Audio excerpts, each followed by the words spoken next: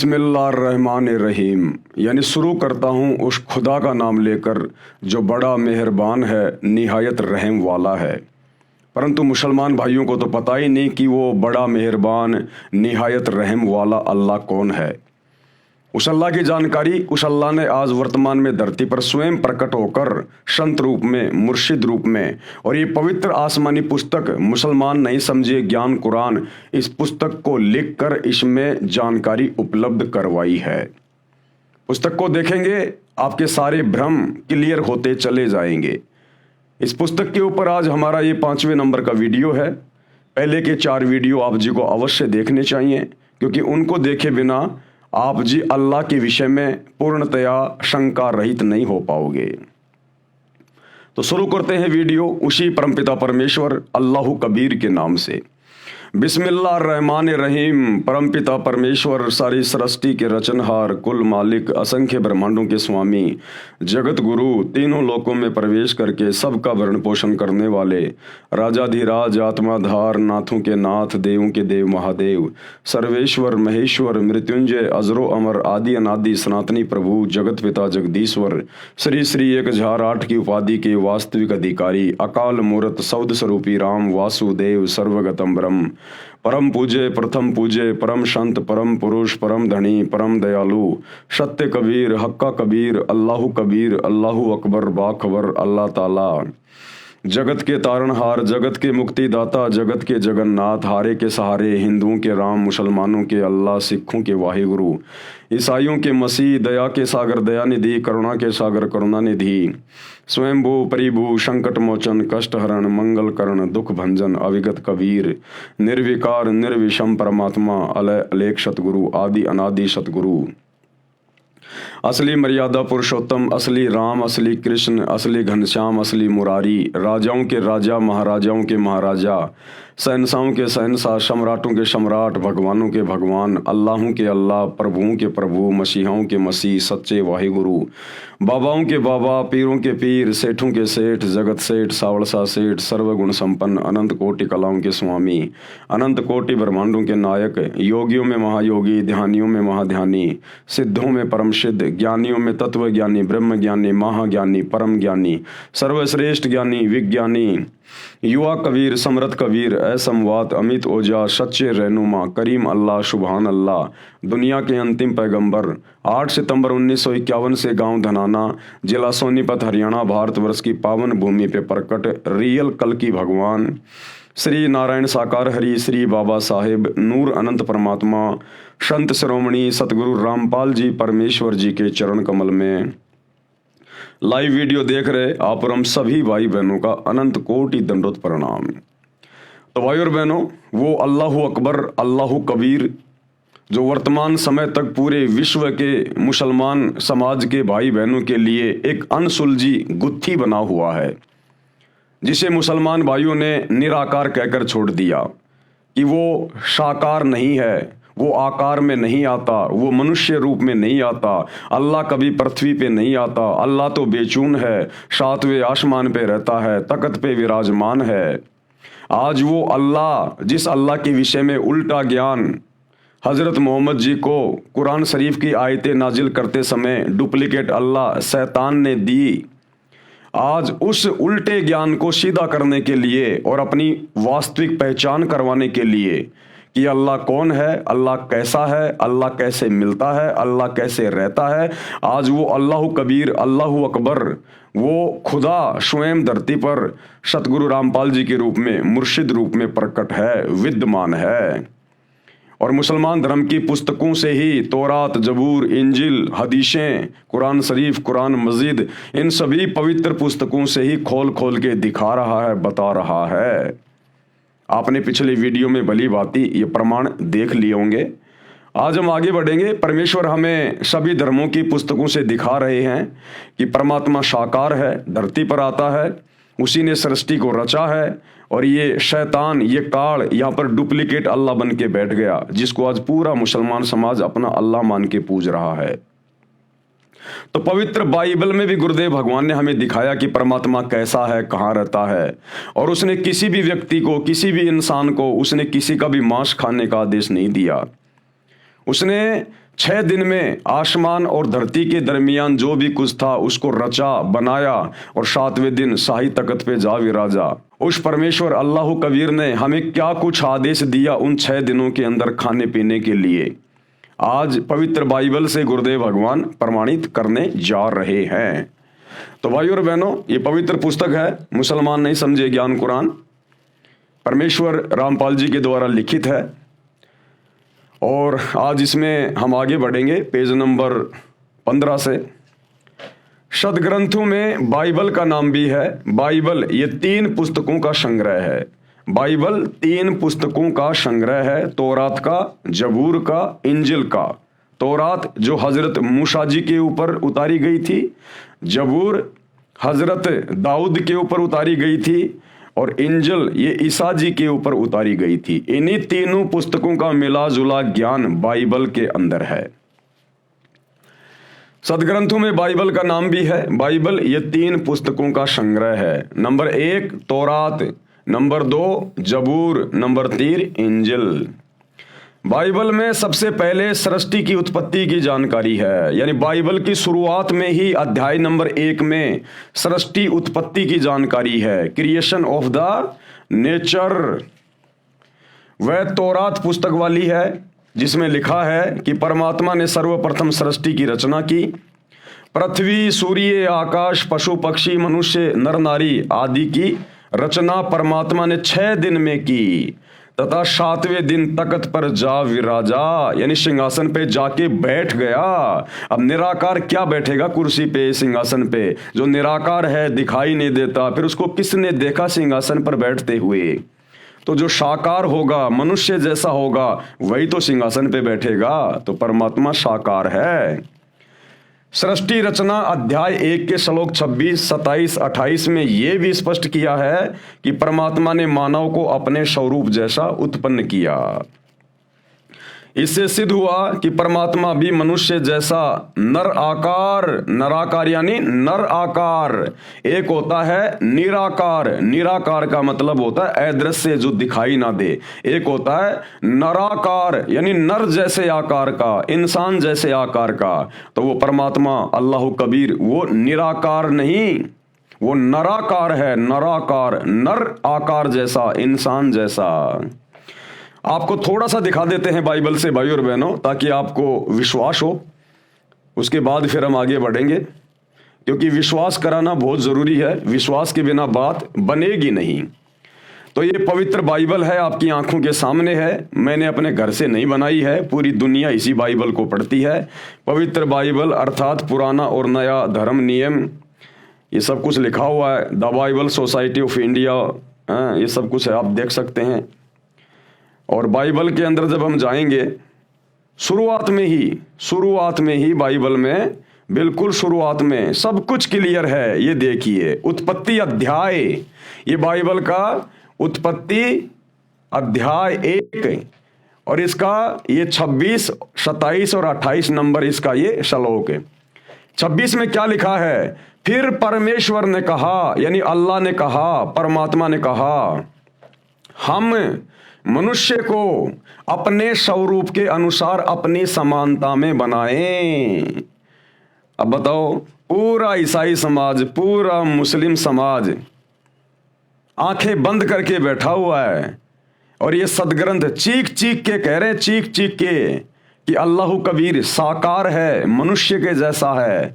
और उस अल्लाह कबीर ने, उस परमेश्वर ने, परम ईश्वर ने, परमेश्वर का मतलब होता है परम ईश्वर, सबसे बड़ा भगवान, उसने मनुष्यों को अपने जैसा, अपनी समानता में बनाया।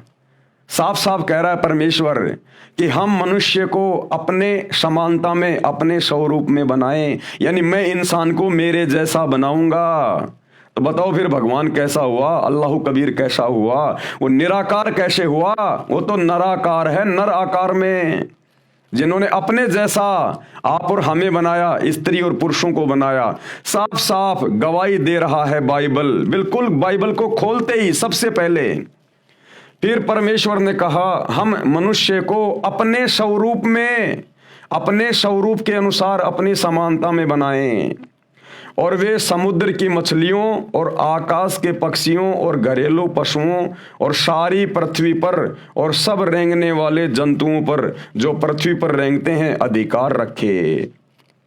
ये बातें बोल के परमेश्वर ने, अल्लाह कबीर ने जानवरों को, पशु पक्षियों को काटने का, खाने का आदेश नहीं दिया। पशु पक्षियों पर, जमीन पर रेंगने वाले जीव जंतुओं पर मनुष्य अधिकार रखेगा। इसका मतलब क्या है? मारना काटना नहीं है, उनको खाना नहीं है, क्योंकि परमेश्वर ने हम मनुष्यों को अपने जैसा बनाया है।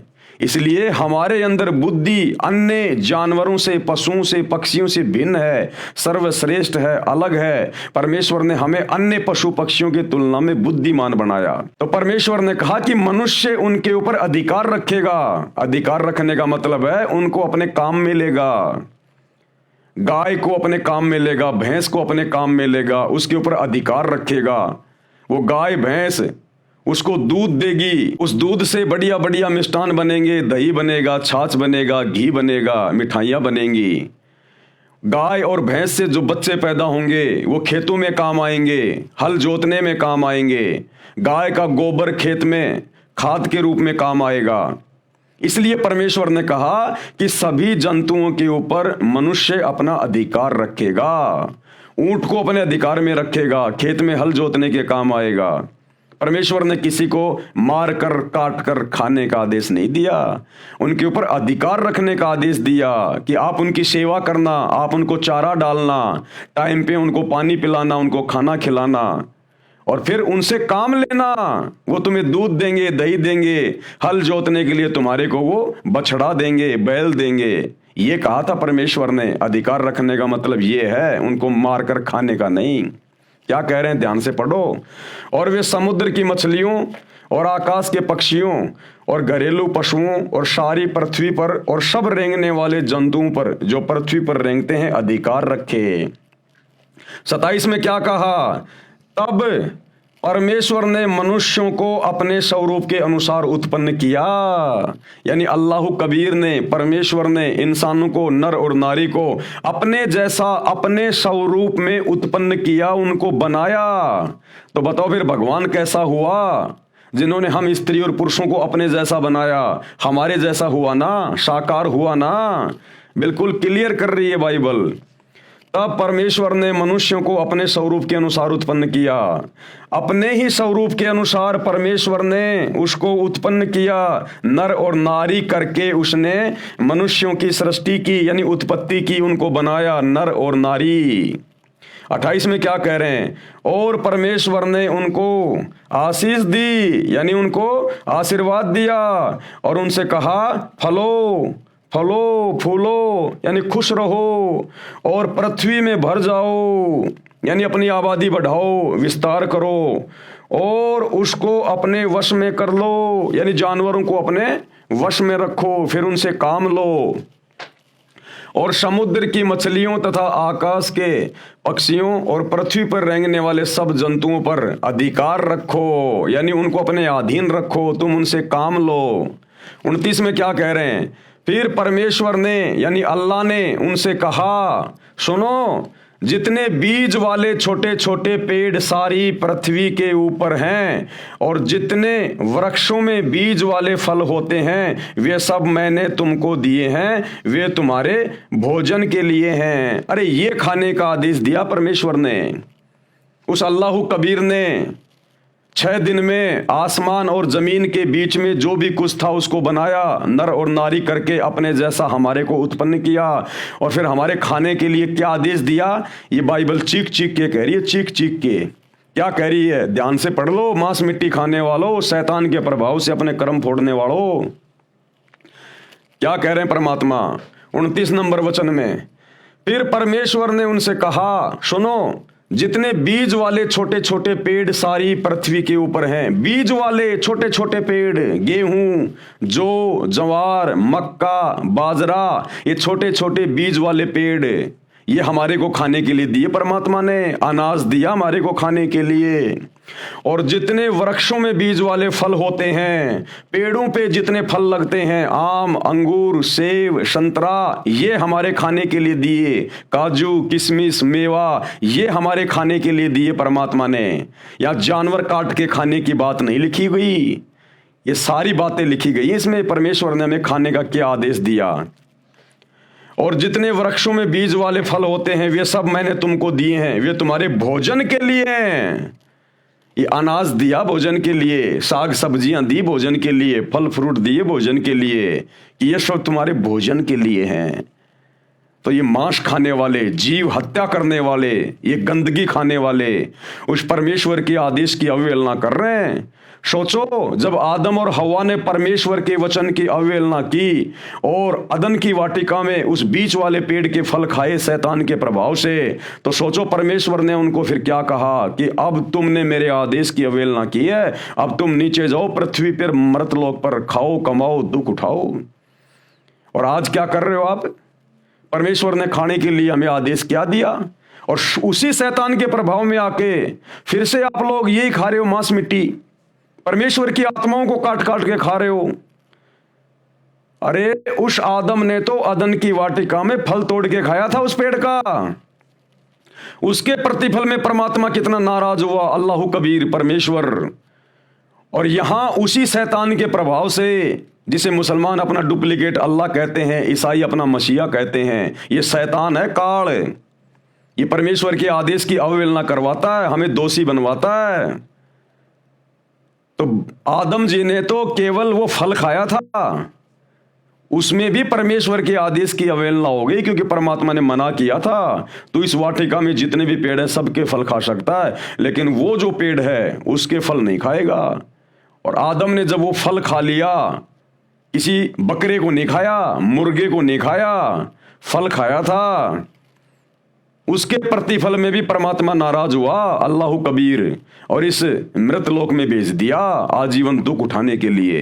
और तुम आज यहां उसी शैतान के प्रभाव में आके उस परमेश्वर की रूह को खा रहे हो, आत्माओं को खा रहे हो, मांस को खा रहा है। कितने बड़े दोषी बन रहे हो। इसीलिए तो मुसलमान धर्म में कोई संत पैदा नहीं होता। अरे इसीलिए मुसलमान धर्म में कोई साधु संत महात्मा पैदा नहीं होता, क्योंकि नेक आत्माओं के घरों में नेक आत्माएं उत्पन्न होती हैं। लेकिन मुसलमान धर्म में, ईसाई धर्म में कोई नेक आत्मा रही नहीं। सबने मांस खा खा के साग सब्जी की तरह अपने कर्म बिगाड़ लिए। तो साधु संत भी पैदा होना भूल गए मुसलमान धर्म में, ईसाई धर्म में। हिंदू धर्म में थोड़ी बहुत नेक आत्मा है, इसलिए साधु संत महात्मा हिंदू धर्म में, हिंदू धर्मों में जन्म ले रहे हैं। तो अपने कर्म बिगाड़ो मत भाइयों और बहनों। आप जिन पवित्र पुस्तकों को बिल्कुल क्लियर मानते हो, एथेंटिक मानते हो, प्रमाणित मानते हो, ये मुसलमान धर्म के लोग, ईसाई धर्म के लोग बाइबल को हाथ में ले लेके दुनिया को ये प्रवचन देते हैं, परमेश्वर का ये वचन है, परमेश्वर का वो वचन है, और खुद परमेश्वर के एक भी वचन पे नहीं चल रहे। अब परमेश्वर का क्या वचन है, इसलिए उस परमेश्वर ने, अल्लाह कबीर ने खुद धरती पर संत रूप में आके बताना पड़ता है। ये बाइबल लिखे हुए कितना टाइम हो गया। इस बाइबल को खोलते ही सबसे पहले यही लिखा है कि परमात्मा, परमेश्वर साकार है, मनुष्य के जैसा है। और आज पूरा ईसाई समाज, मुसलमान समाज परमात्मा को बेचून कह के, फॉर्मलेस कह के, निराकार कह के उससे मुंह फेरे बैठा है। तो क्या खाक वचन पढ़े तुम लोगों ने बाइबल के, कुरान मजीद के, कुरान शरीफ के? क्योंकि वही तो ज्ञान है, उसी शैतान का उतारा हुआ ज्ञान, उसी काल का दिया हुआ ज्ञान है। तुम तो इसको भी ढंग से नहीं समझ पाए। ये ज्ञान भी उस परमेश्वर ने, अल्लाह कबीर ने आज धरती पर आकर बताना पड़ा। और उन्हीं के आदेश से हम आप लोगों को समझा रहे हैं, दिखा रहे हैं कि अब भी आप लोगों की आंखें फूटी पड़ी है भाई और बहनों। तो परमेश्वर ने फल फ्रूट खाने का आदेश दिया। छोटे छोटे बीज वाले पेड़, गेहूं, जौ, ज्वार, मक्का, बाजरा, ये खाने का आदेश दिया। काजू, किशमिश, मेवा, संतरा, आम, अंगूर, ये खाने का आदेश दिया। और हम क्या खा रहे हैं? पेशाबी गंध खा रहे हैं। अरे नर और मादा के संयोग से जो पदार्थ निकलता है उसी से तो वो बच्चा बनता है, अंडा बनता है, मुर्गा बनता है, वो बकरा बनता है। तो पेशाबी गंध खा रहे हो तुम और फिर कहते हो हम बड़े पाक हैं, हम बड़े जो है वो पवित्र हैं। क्या खाक पवित्र हो? तुम्हारे से गंदा तो कोई जान में नहीं होगा। जो पेशाब को खा रहे हैं, पेशाबी गंध खा रहे हैं, उस मैल को खा रहे हैं और ऊपर से परमात्मा के दोषी बन रहे हैं और फिर कहते हैं हम बड़े पाक और पवित्र हैं। ऐसे निकम्मों से जो मांस खाते हैं, चाहे किसी भी धर्म का हो, अल्लाह शोकोस दूर है, शोकोस दूर। विचार करो भाई और बहनों, ये सदग्रंथ क्या कह रहे हैं, जो भक्ति का आधार है। फिर परमेश्वर ने उनसे कहा, सुनो, जितने बीज वाले छोटे छोटे पेड़ सारी पृथ्वी के ऊपर हैं और जितने वृक्षों में बीज वाले फल होते हैं वे सब मैंने तुमको दिए हैं, वे तुम्हारे भोजन के लिए हैं, खाने के लिए हैं। और क्या कह रहे हैं आगे, और जितने पृथ्वी के पशु और आकाश के पक्षी और पृथ्वी पर रेंगने वाले जंतु हैं, जिनमें जीवन का प्राण है, यानी जिनमें आत्मा है, रूह है, श्वासें हैं, उन सब के खाने के लिए मैंने सब हरे हरे छोटे पेड़ दिए हैं।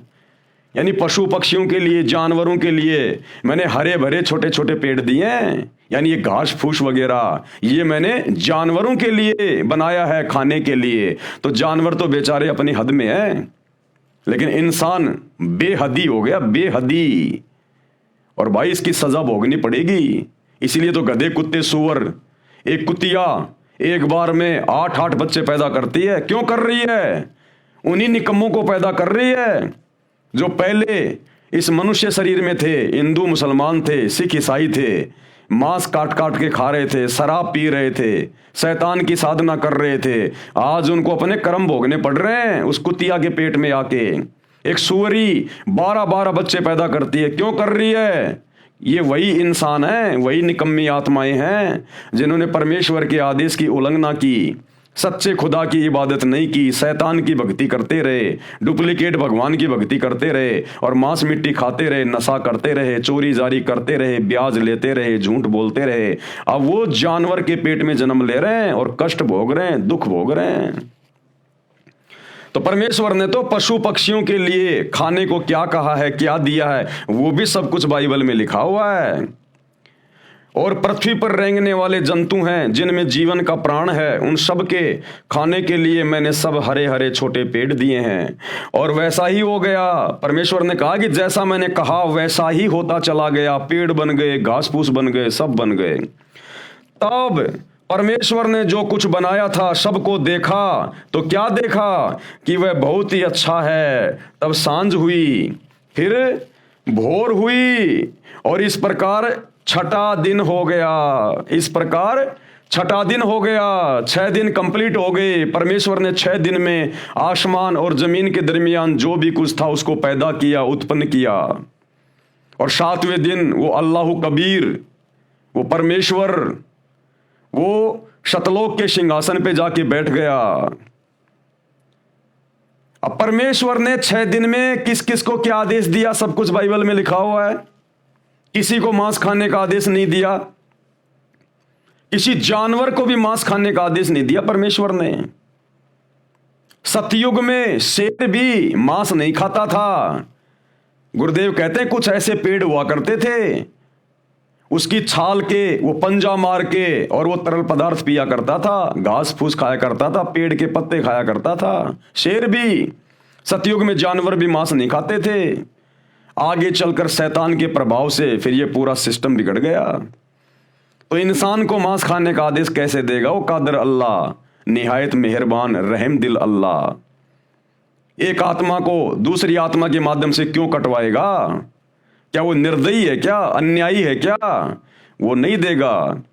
तो 6 दिन में परमात्मा ने जमीन और आसमान के बीच में जो भी कुछ था उसको बनाया। इंसानों को क्या खाना है, जानवरों को क्या खाना है, परमेश्वर ने उनको बता भी दिया अपने वचन में और उनके लिए वो चीजें उसने उत्पन्न भी कर दी। और 7वें दिन वो तख्त पे जा बैठा, वो सबसे बड़ा अल्लाह, सुप्रीम गॉड।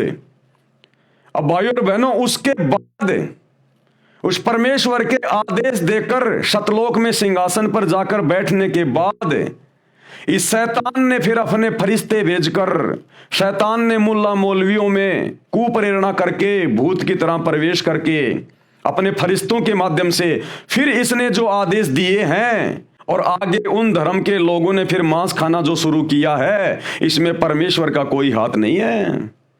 ये वर्तमान में इन हदीसों के अंदर जो आदेश लिखे हुए हैं, या बाइबल में कहीं कोई आदेश लिखा हुआ है मांस खाने का, ये अल्लाह कबीर का नहीं है, परमेश्वर का नहीं है। उसने तो 6 दिन में सब कुछ बना के, किसको क्या खाना है, क्या पीना है, पूरा आदेश देके 7वें दिन तख्त पे जा बैठा।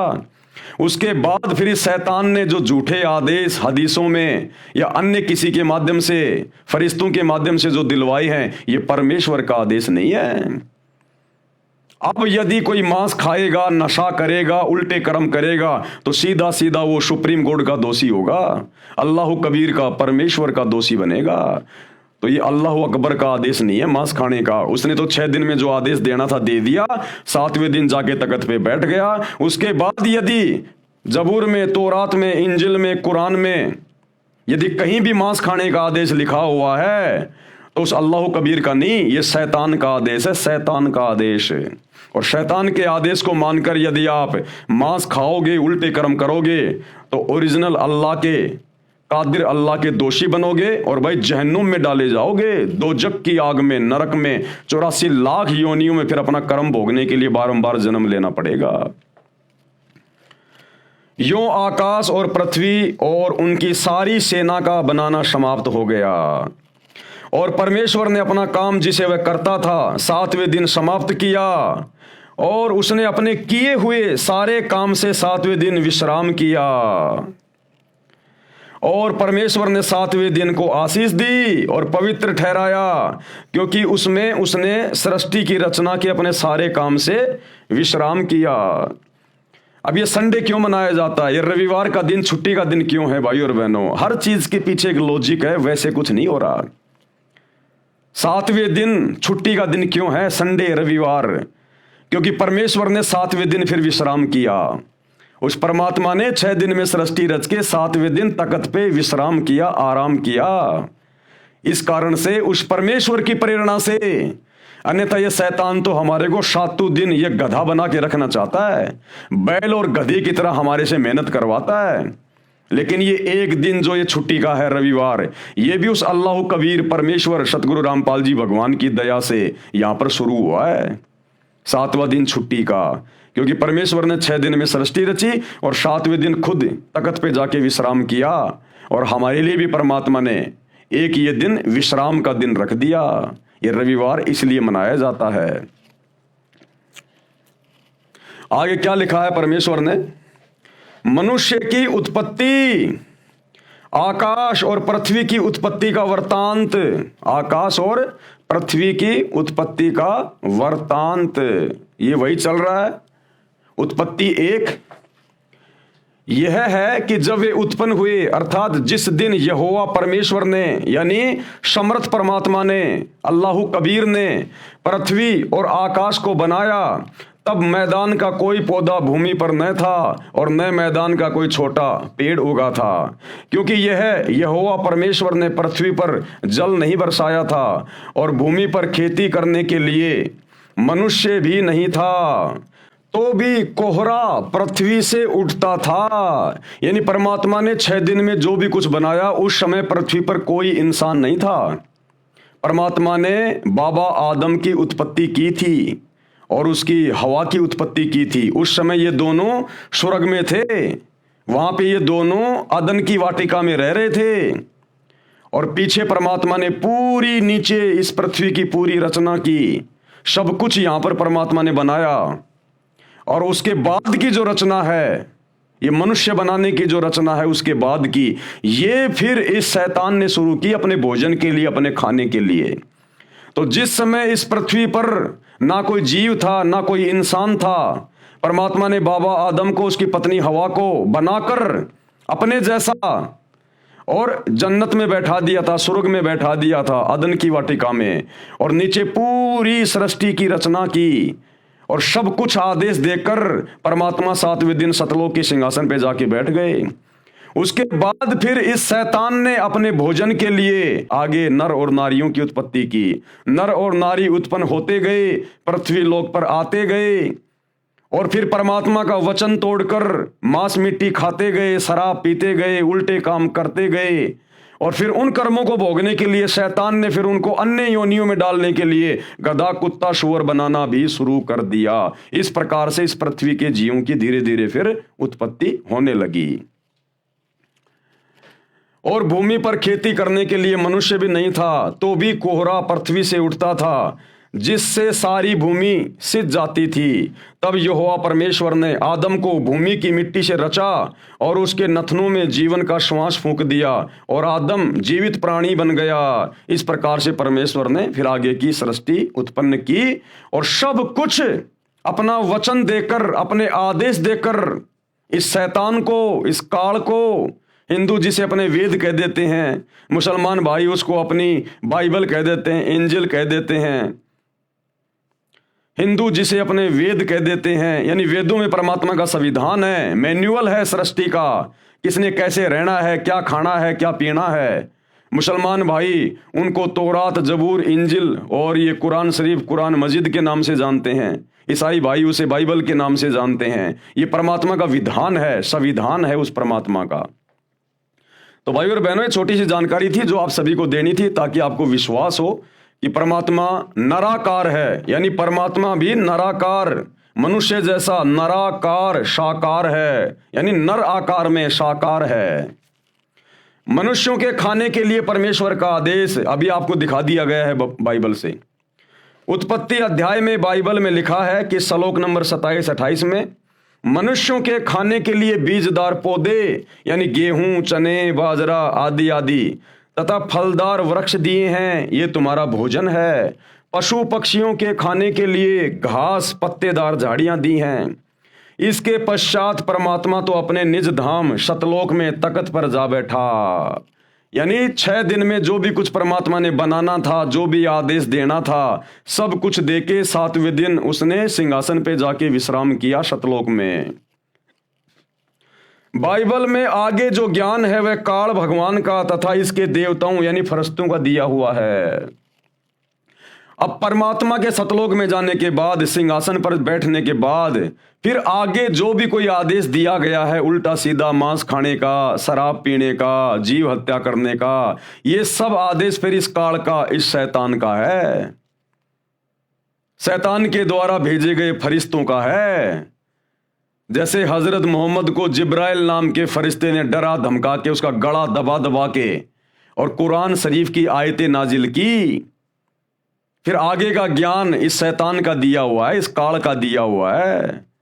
तो शैतान के ज्ञान को हमने नहीं मानना। परमेश्वर ने 6 दिन में हमें जो आदेश दिए खाने पीने के लिए, हमने उसी प्रकार से रहना चाहिए, जीवन जीना चाहिए, अन्यथा हम परमेश्वर के दोषी बन रहे हैं। इसके पश्चात परमात्मा तो अपने निज धाम शतलोक में तख्त पर जा बैठा। बाइबल में आगे जो ज्ञान है वह काल भगवान का यानी शैतान का तथा इसके देवताओं यानी फरिश्तों का दिया हुआ है। यदि बाइबल ग्रंथ में आगे चलकर मांस खाने के लिए लिखा है तो वह पूर्ण परमात्मा का आदेश नहीं है, अल्लाह कबीर का आदेश नहीं है, वह किसी अधूरे प्रभु का है। अब ये अधूरा प्रभु कौन है आपको पता चली गया, डुप्लीकेट अल्लाह। अधूरा प्रभु यानी डुप्लीकेट अल्लाह, ये शैतान है, ये काल है। ये फिर जीवों को भ्रमित करता है उनके कर्म फुड़वाने के लिए। पूर्ण परमात्मा यानी कंप्लीट गॉड, उनके आदेश की अवहेलना हो जाने से पाप का भागी बनता है। कौन? इंसान। कुरान शरीफ यानी मजीद, बाइबल के पश्चात सदग्रंथों में कुरान शरीफ का नाम श्रद्धा से लिया जाता है, क्योंकि जब हजरत ईसा के ऊपर इंजिल उतारी गई उसके बाद हजरत मोहम्मद पर कुरान शरीफ यानी कुरान मजीद उतारी गई थी। तो इंजिल के बाद में फिर कुरान शरीफ यानी कुरान मजीद का नंबर आता है।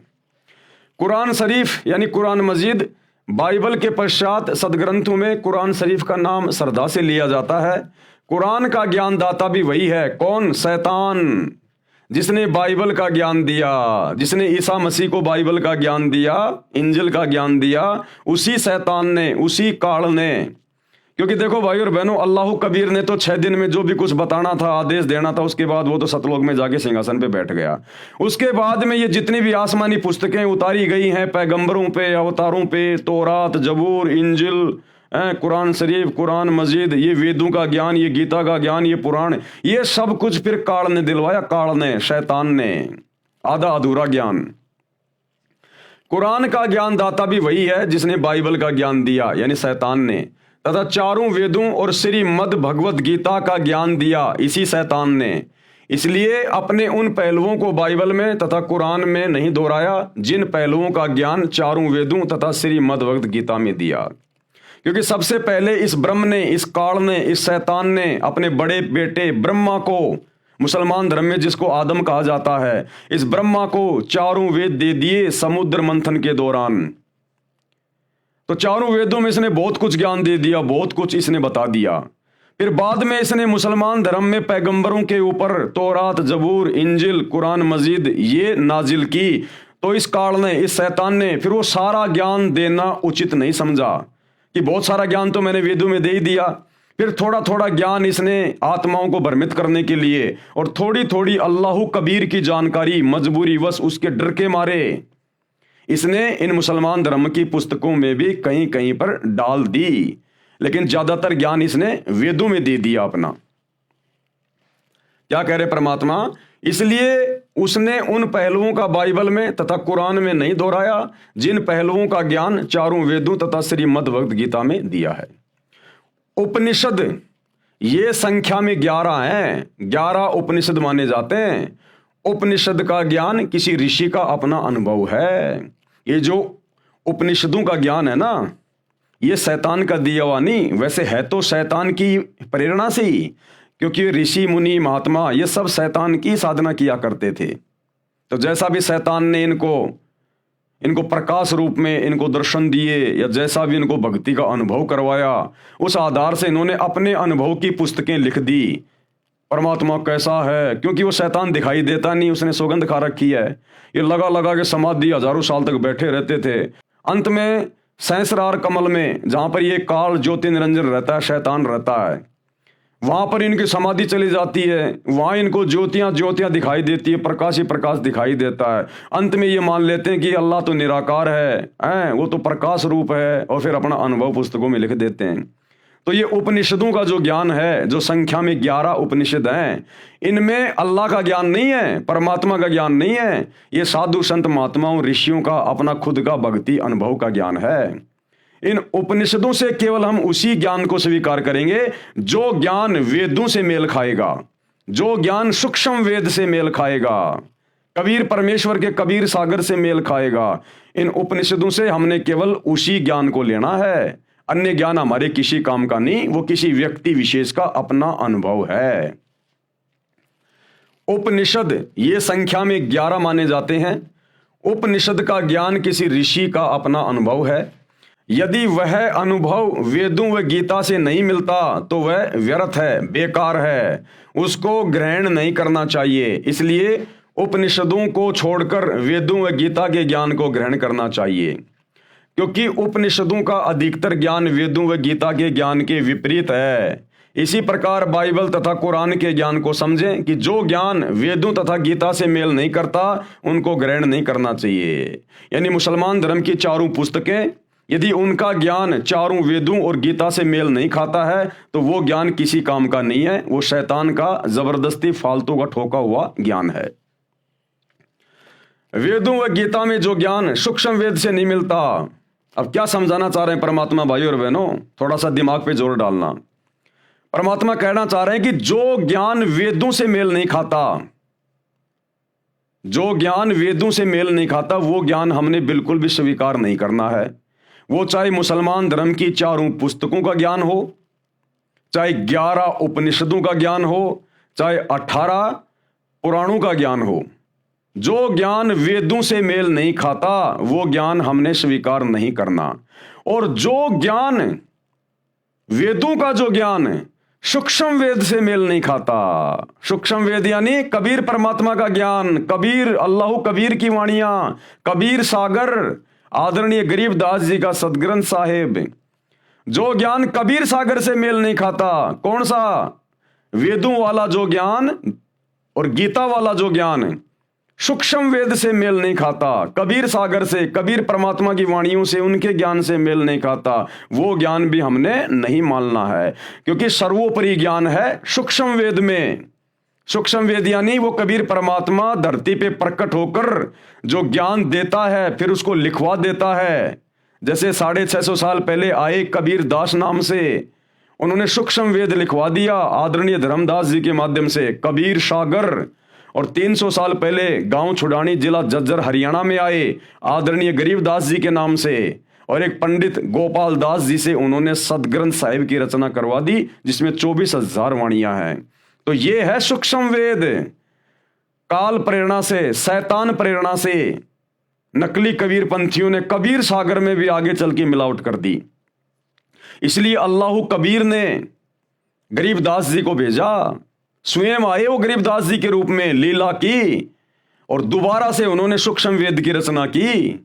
आज सूक्ष्म वेद से सतगुरु रामपाल जी भगवान हमें पूरा ज्ञान समझा रहे हैं। तो गरीबदास जी की वाणियों में जो ज्ञान है उसमें रत्ती भर भी मिलावट नहीं है, छटांग भर भी प्योर घी है, प्योर घी। तो जो कुछ गरीबदास जी के सदग्रंथ साहिब में लिखा हुआ है, जो हमें सतगुरु रामपाल जी भगवान बता रहे हैं, और सतगुरु रामपाल जी को गरीबदास जी के ग्रंथ की भी कोई आवश्यकता नहीं है, ये तो स्वयं अल्लाह कबीर है। लेकिन अगर ये अपने मुंह से बोलने लग जाए वैसे ही, तो हम नालायक विश्वास नहीं कर पाएंगे कि गुरुजी बोल कैसे रहे हैं, गुरुजी का बोलने का आधार क्या है। इसलिए हमारी छोटी बुद्धि को देखते हुए ये अल्लाह कबीर सतगुरु रामपाल जी, इन्होंने गरीबदास जी के रूप में आके पहले वो ग्रंथ लिखना पड़ा, और आज उस ग्रंथ को आधार बनाकर आप और हमें समझा रहे हैं, तो हम यकीन कर रहे हैं। तो जो ज्ञान सूक्ष्म वेद में है और बाकी किसी भी ग्रंथ में जो ज्ञान है, यदि वो सूक्ष्म वेद वाले ज्ञान से मेल नहीं खाता है, वो चाहे चारों वेदों का ज्ञान हो, चाहे मुसलमान धर्म की चारों पुस्तकों का ज्ञान हो, चाहे बाइबल का हो, 18 पुराणों का हो, 11 उपनिषदों का हो, यानी गरीबदास जी के सदग्रंथ को छोड़ के, सूक्ष्म वेद को छोड़ के इस धरती पर जितने भी धर्म ग्रंथ हैं, यदि उनका ज्ञान गरीबदास जी के ग्रंथ से मेल नहीं खाता है तो वो बेकार है, वो शैतान का दिया हुआ है, शैतान के फरिश्तों का दिया हुआ है, किसी ऋषि महात्मा साधु संत का अपना खुद का अनुभव है जो हमारे किसी काम का नहीं है। ये कहना चाह रहे हैं परमात्मा। वेदों व गीता में जो ज्ञान सूक्ष्म वेद से नहीं मिलता वह ग्रहण नहीं करना चाहिए। पुराण, ये पुराण क्या है? ये संख्या में 18 माने गए हैं। वैसे यह पुराणों का ज्ञान एक ही बोध माना जाता है। यह ज्ञान सर्वप्रथम ब्रह्मा जी ने अपने पुत्रों दक्ष आदि ऋषियों को दिया था। राजा दक्ष जी, मनु जी तथा पाराशर आदि ऋषियों ने इसका आगे प्रचार करते समय अपना अनुभव भी मिला दिया। जिस प्रकार कबीर सागर के अंदर इन नकली कबीर पंथियों ने धीरे धीरे अपना ज्ञान मिलाना शुरू कर दिया और उसमें अज्ञान ठोक दिया, इसी प्रकार इस ब्रह्म ने, काल ने, शैतान ने समुद्र मंथन के दौरान जो ज्ञान अपने बड़े बेटे ब्रह्मा जी को दिया था, वो ज्ञान ब्रह्मा जी ने अपने वंशजों को दिया, और ब्रह्मा जी के वंशजों ने, पाराशर ऋषि ने और दक्ष ने, मनु ने, फिर इन्होंने चतुराई करके अपना खुद का अनुभव भी उस ज्ञान में ठोकना शुरू कर दिया। धीरे धीरे उस ज्ञान को फिर अज्ञान बनाना शुरू कर दिया। यह ज्ञान सर्वप्रथम ब्रह्मा जी ने अपने पुत्रों दक्ष आदि ऋषियों को दिया था। राजा दक्ष, मनु जी तथा पाराशर आदि ऋषियों ने इसका आगे प्रचार करते समय अपना अनुभव भी मिला दिया।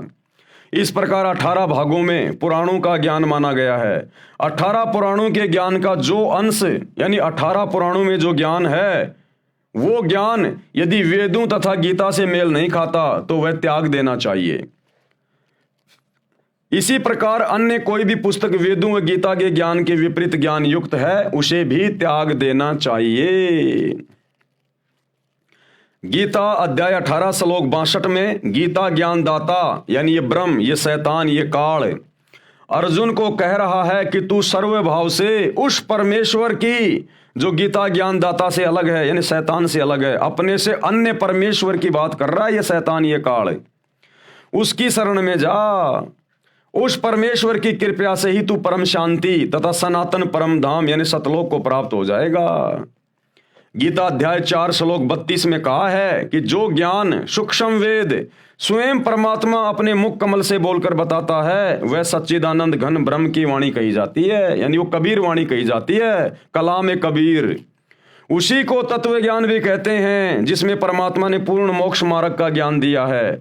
गीता अध्याय 4 श्लोक 34 में कहा है कि उस तत्व ज्ञान को जो कलाम एक कबीर में लिखा हुआ है, कबीर की वाणियों में जो ज्ञान है, सूक्ष्म वेद में जो ज्ञान है, ये शैतान, ये ब्रह्म, ये काल गीता का ज्ञान देते समय श्री कृष्ण जी में भूत की तरह प्रवेश करके अर्जुन को कह रहा है कि उस तत्व ज्ञान को, जो ज्ञान वो कबीर परमात्मा सच्चिदानंद घन ब्रह्म पूर्ण परमेश्वर इस पृथ्वी पर संत रूप में आके देता है, वाणियां बोलता है, सदग्रंथ लिखवाता है, उस ज्ञान को तू किसी तत्वदर्शी संत की शरण में जाकर समझ। जिस प्रकार हजरत मोहम्मद जी को यही शैतान, यही काल सूरत फुरकान 25 आयत नंबर 58 से 59 में कह रहा है कि वो अल्लाह जिसने 6 दिन में आसमान और जमीन के बीच में जो भी कुछ था उसको बनाया और 7वें दिन तख्त पे जावे राजा, उसकी जानकारी किसी बाखबर से जा पूछो कि हजरत मोहम्मद मुझे उसकी जानकारी नहीं है पूरी, उसकी इबादत की पूरी जानकारी मेरे पास नहीं है, वो जानकारी तुझे कोई बाखबर बताएगा, यानी उस ज्ञान को जानने वाला। और यही बात ये शैतान, ये काल, ये सबको ऐसे ही भ्रमित रखता है, हिंदुओं को, मुसलमानों को। यही ज्ञान ये शैतान, ये काल गीता का ज्ञान देते समय अर्जुन को कह रहा है अध्याय 4 श्लोक 34 में कि उस तत्व ज्ञान को जो वो परमात्मा स्वयं धरती पे आके बताता है, उस तत्व ज्ञान को तू तत्वदर्शी संतों के पास जाकर समझ। मुसलमान धर्म में तत्वदर्शी संत को कहते हैं बाखबर, इल्म वाला।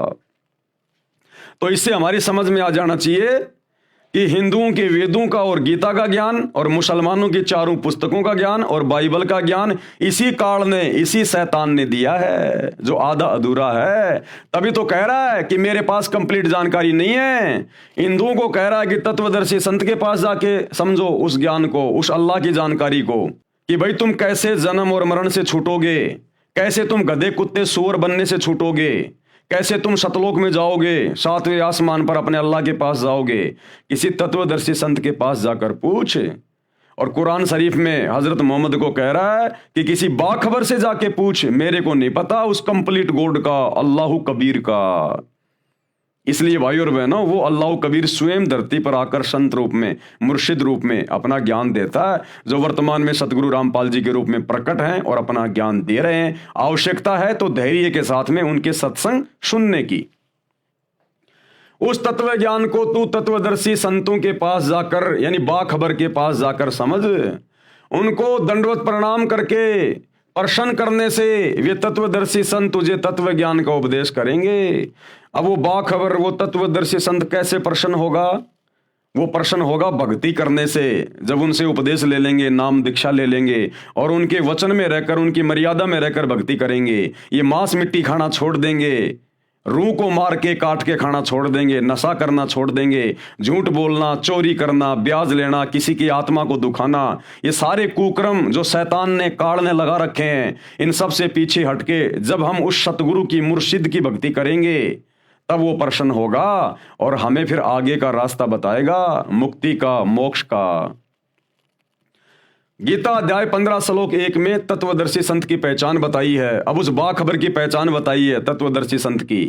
कहा है कि जो संत संसार रूपी वृक्ष के सर्व भागों को जानता है, वह वेद विद अर्थात वेदों के तात्पर्य को जानता है, वह तत्वदर्शी संत है। सूक्ष्म वेद अर्थात सच्चिदानंद घन ब्रह्म की वाणी में बताया है कबीर, अक्षर पुरुष एक पेड़ है, निरंजन वाकी डार, ये क्षर पुरुष, ये काल, ये शैतान उसकी डार है, और तीनों देवता शाखा हैं, ये ब्रह्मा विष्णु महेश, और पात रूप संसार। यानी जो महापुरुष, जो संत संसार रूपी पेड़ की पूरी व्याख्या कर दे, यानी ये काल कौन है, शैतान कौन है, अक्षर पुरुष कौन है, ये तीनों देवता कौन है, बाकी नर और नारी कौन है, क्यों इसको शैतान कहा जाता है, क्यों इसने अपना ये प्रपंच फैला रखा है, क्यों हम जन्म और मरण के चक्कर में हैं, क्यों ये चारों धर्म बन गए, किसने बना दिए? जो ये संपूर्ण ज्ञान दे दे और संसार की उत्पत्ति कैसे हुई, कायनात की रचना कैसे हुई, जो ये संपूर्ण जानकारी दे दे, समझ लेना वो तत्वदर्शी संत है, वो बाखबर है। और आज वो बाखबर, वो तत्वदर्शी संत एकमात्र सतगुरु रामपाल जी हैं। अन्यथा सतयुग से लेकर और वर्तमान समय तक 39 लाख साल बीत गए, आज तक किसी ने सृष्टि रचना का ये कंप्लीट ज्ञान नहीं दिया इनके अलावा। तो ये स्वयं बाखबर है, तत्वदर्शी संत है, स्वयं ये अल्लाहु कबीर है। इसी सच्चिदानंद घन ब्रह्म की वाणी को तत्व ज्ञान भी कहते हैं, यानी सतगुरु रामपाल जी के सत्संगों को ही तत्व ज्ञान कहते हैं।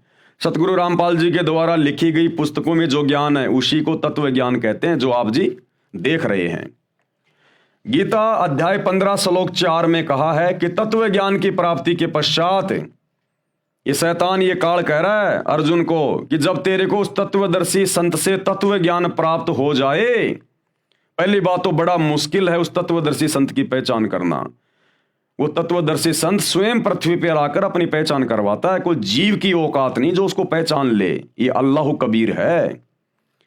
तो आज आप और हमारा सौभाग्य है, परमात्मा ने अपने ज्ञान का, अपनी रहमत का पिटारा खोल रखा है, स्वयं अपनी पहचान करवा रहा है आगे बढ़ के। अन्यथा सतयुग से लेकर द्वापर तक साधु संत महात्मा ऋषि मुनि तड़प तड़प के मर गए, जंगलों में जा जाके साधना करके तप करके शरीर गड़ा दिया। शेख फरीद जैसों ने अपना शरीर मिट्टी बना दिया, बाजीद जैसों ने जंगल में गुफाओं में जा जाके साधना की। ऋषि मुनियों की आंखों की पलकें जमीन पे टिक जाया करती थी, इतने समय तक भगवान की खोज में उसकी भक्ति में बैठे रहते थे, घर परिवार छोड़ के, अन्न पानी छोड़ के। लेकिन वो तरीका सही नहीं था, जिस कारण से उनको भी तत्वदर्शी संत नहीं मिला। और इतनी साधना करके, इतना तप करके, इतना बलिदान करके भी वो गधे कुत्ते सुअर बन के घूम रहे हैं। आज आप और हमारा सौभाग्य, क्योंकि ये कलयुग की बिचली पीढ़ी का समय है, ये भक्ति युग है। इसी समय परमात्मा धरती पे आता है, अल्लाह कबीर विशेष तौर पर आत्माओं का मोक्ष करने के लिए।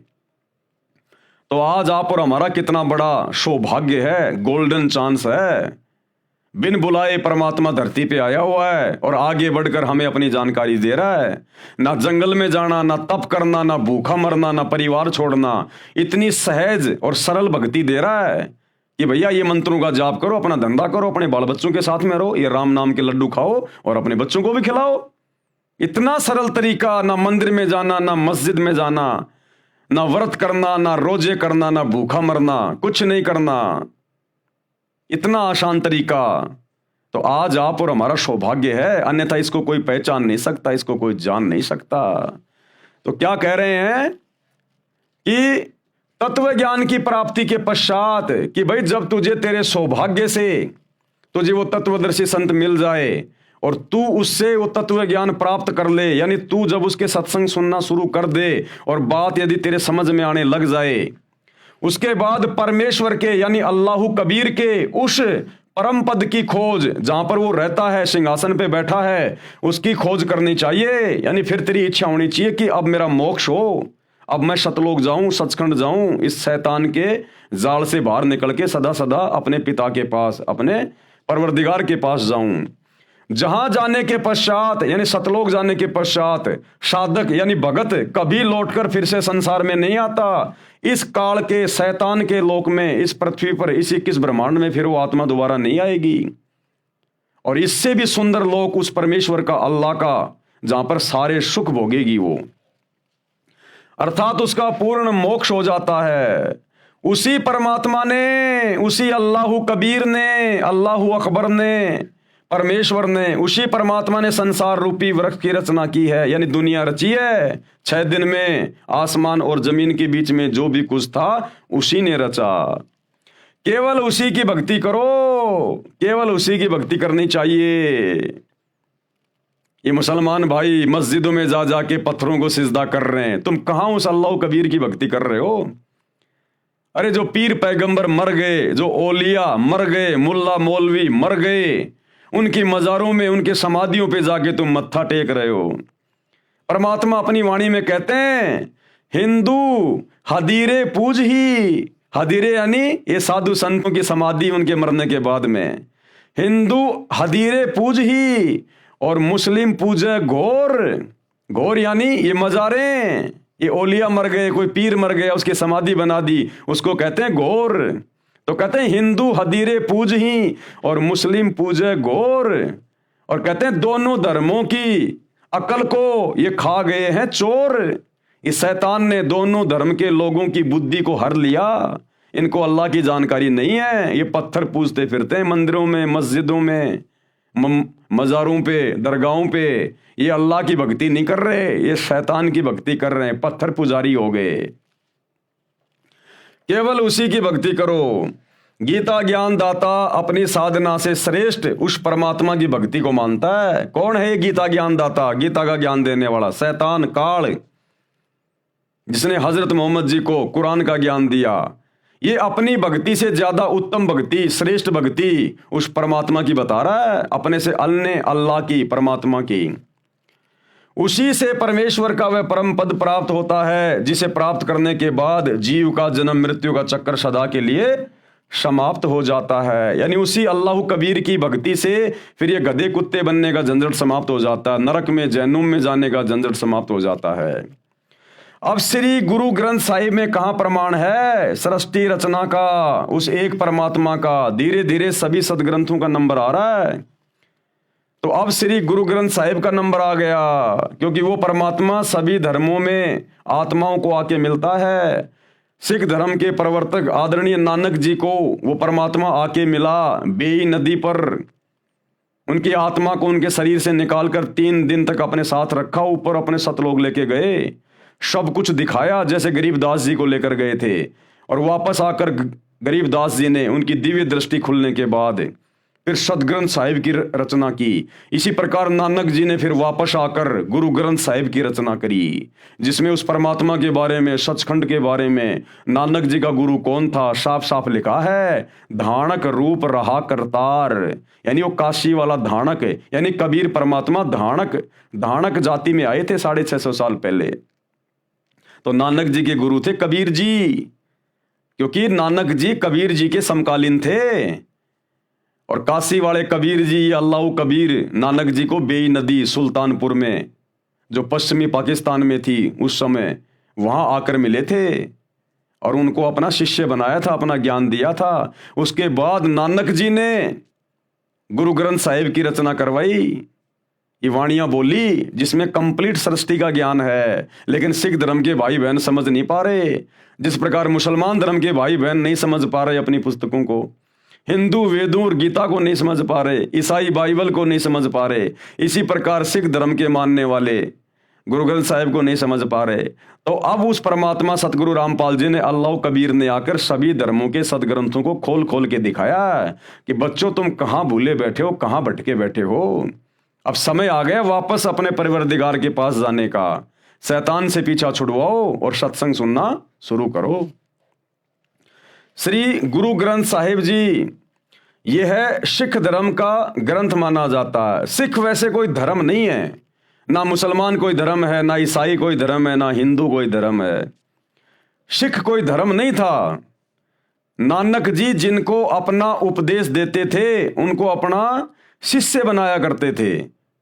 और ये जो सरदार भाई हैं ये शिष्य को सिख कहा करते हैं। सिख यानी जो शिष्य होता है, आगे चलकर सिख धर्म के नाम से बन गया। आदि शंकराचार्य जी आए, उनके बाद से हिंदू धर्म बन गया। ईसा मसीह के बाद उनके फॉलोवर ने ईसाई धर्म बना दिया। हजरत मोहम्मद के शरीर छोड़ने के बाद उनके फॉलोवर ने इस्लाम धर्म बना दिया। तो ये धर्म आप और हमारी मनमुखी सोच है, ये अल्लाह की तरफ से नहीं है। ये शैतान ने सारे सिस्टम खड़े करवाए हैं आप और हमें उलझाने के लिए, क्योंकि इस समय उस अल्लाह ने धरती पर आना था सतगुरु रामपाल जी के रूप में। तो उस समय कोई भी उनकी बात ना माने, सब अपने अपने धर्मों को, अपने अपने ज्ञान को सर्वश्रेष्ठ मान के और एक दूसरे से लड़ते रहें, झगड़ते रहें। इसलिए इस काल की सुनियोजित ये चाल है हम आत्माओं को भटकाने के लिए। लेकिन भाई वो अल्लाह कबीर सतगुरु रामपाल जी भगवान शैतान का बाप है। वो जिस कार्य के लिए आता है उसको पूरा करके जाता है। यह सिख धर्म का ग्रंथ माना जाता है। वास्तव में यह कई महात्माओं की अमृतवाणी का संग्रह है, जिसमें श्री नानक देव जी की वाणी अर्थात महिला पहला की वाणी तत्व ज्ञान अर्थात सूक्ष्म वेद से मेल खाती है, क्योंकि नानक जी को खुद कबीर परमात्मा मिले थे। क्योंकि श्री नानक जी को परमात्मा मिले थे, अल्लाह कबीर मिले थे, कबीर जी मिले थे। जिस समय श्री नानक देव साहिब जी सुल्तानपुर शहर में नवाब के यहाँ मोदी खाने में नौकरी करते थे, सुल्तानपुर शहर से आधा किलोमीटर दूर बेई नदी बहती है। श्री नानक जी प्रतिदिन उस दरिया में स्नान करने जाया करते थे। एक दिन परमात्मा, कौन परमात्मा? अल्लाह कबीर, कबीर जी जिंदा बाबा की वेशभूषा में बेई नदी पर प्रकट हुए। वहाँ श्री नानक देव जी से ज्ञान चर्चा हुई। उसके पश्चात श्री नानक जी ने दरिया में डुबकी लगाई। नानक जी ने कहा कि ठीक है, यदि आप परमात्मा हैं, आप ही सच्चे ज्ञानी हैं, तो मैं आपकी एक परीक्षा लूंगा। तो परमात्मा ने कहा कि बोल भाई, क्या परीक्षा लेगा? वो तो जानते थे, अंतर्यामी थे, क्योंकि नानक जी में पिछले जन्म की थोड़ी बहुत सिद्धियां शेष थी। तो नानक जी ने कहा कि इस बेई नदी में मैं डुबकी लगाऊंगा और आप मेरे को ढूंढ के दिखा देना, मैं मान जाऊंगा कि आप अल्लाह हो। तो कहा ठीक है भैया, लगा डुबकी। तो नानक जी ने डुबकी लगा दी और नानक जी ने मछली का रूप बना लिया। परमात्मा तो जाने जान अंतर्यामी, सारी सृष्टि को रचने वाले परमात्मा ने पकड़ के हाथ से वो मछली बाहर लाके पटक दी। उसके बाद नानक जी का भ्रम दूर हो गया और नानक जी ने सरेंडर कर दिया और उनको अपना गुरु बनाया। और फिर कबीर परमात्मा अल्लाह कबीर नानक जी की आत्मा को अपने सतलोक लेकर गए और वहां उनको सब कुछ दिखाया। ब्रह्मा विष्णु महेश के लोक दिखाए, इनके अवतार, ये पैगंबर ये कैसे भेजता है, कैसे नीचे सबको ये आपस में धर्म में उलझा के रखता है, सब कुछ दिखाया। असंख्य ब्रह्मांड दिखाए, दुर्गा का लोक दिखाया, शैतान का लोक दिखाया, ये कहाँ रहता है, देख ये बैठा, ये साकार है, ये अपने असली रूप में किसी को दर्शन नहीं देता, देख ये बैठा हुआ, कौड़ा कलूटा ओछा माथा विकराल चेहरा, और वहां पर जीवों को भून भून के खा रहा है तपतशिला पर। तो सब कुछ दिखाया नानक जी को। फिर नानक जी ने वापस आकर और अपनी वाणियों का संग्रह करवाया, गुरु ग्रंथ साहिब के रूप में जो आज हम देख रहे हैं। वहां श्री नानक देव जी से ज्ञान चर्चा हुई। उसके पश्चात श्री नानक जी ने दरिया में डुबकी लगाई, लेकिन बाहर नहीं आए। वहां उपस्थित व्यक्तियों ने मान लिया कि नानक जी दरिया में डूब गए हैं। शहर के लोगों ने दरिया में जाल डालकर भी खोजा, परंतु निराशा ही हाथ लगी, क्योंकि श्री नानक देव जी तो जिंदा बाबा के रूप में प्रकट परमात्मा के साथ सचखंड यानी सतलोक में चले गए थे। 3 दिन के पश्चात श्री नानक देव जी वापस पृथ्वी पर आए। उसी बेई नदी के उसी किनारे पर खड़े हो गए जहां से परमेश्वर अल्लाह कबीर के साथ जल में डुबकी लगाकर अंतर ध्यान हुए थे। श्री नानक जी को जीवित देखकर सुल्तानपुर के निवासियों की खुशी का ठिकाना नहीं था। श्री नानक जी की बहन नानकी भी सुल्तानपुर शहर में विवाही थी। अपनी बहन के पास श्री नानक जी रहा करते थे। अपने भाई की मौत के गम से दुखी बहन नानकी को बड़ा आश्चर्य हुआ और गम खुशी में बदल गया। श्री नानक देव को परमात्मा मिले, सच्चा ज्ञान दिया, सच्चा नाम यानी सतनाम दिया। सतनाम दिया था, सच्चा नाम। वर्तमान में सिख धर्म के भाई बहन शैतान की प्रेरणा से सतनाम वाहिगुरु, सतनाम वाहिगुरु, ये कोई नाम मंत्र नहीं है जपने का। सतनाम का मतलब होता है सच्चा नाम, जो 2 अक्षर का है।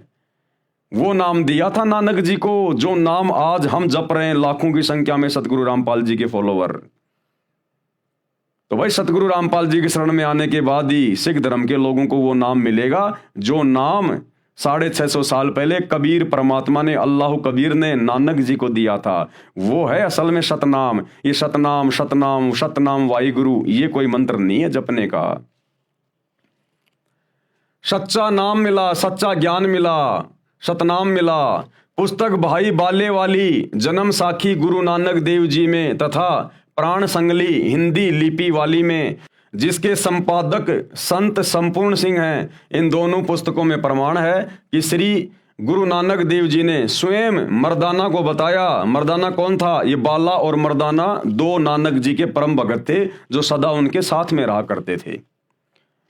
इन दोनों पुस्तकों में प्रमाण है कि श्री गुरु नानक देव जी ने स्वयं मर्दाना को बताया कि मुझे परमात्मा जिंदा बाबा के रूप में बेई नदी पर मिले थे। क्या कहा नानक जी ने कि मुझे जो परमात्मा मिले थे बेई नदी पर जब मैं नहाने गया था जिंदा बाबा के रूप में।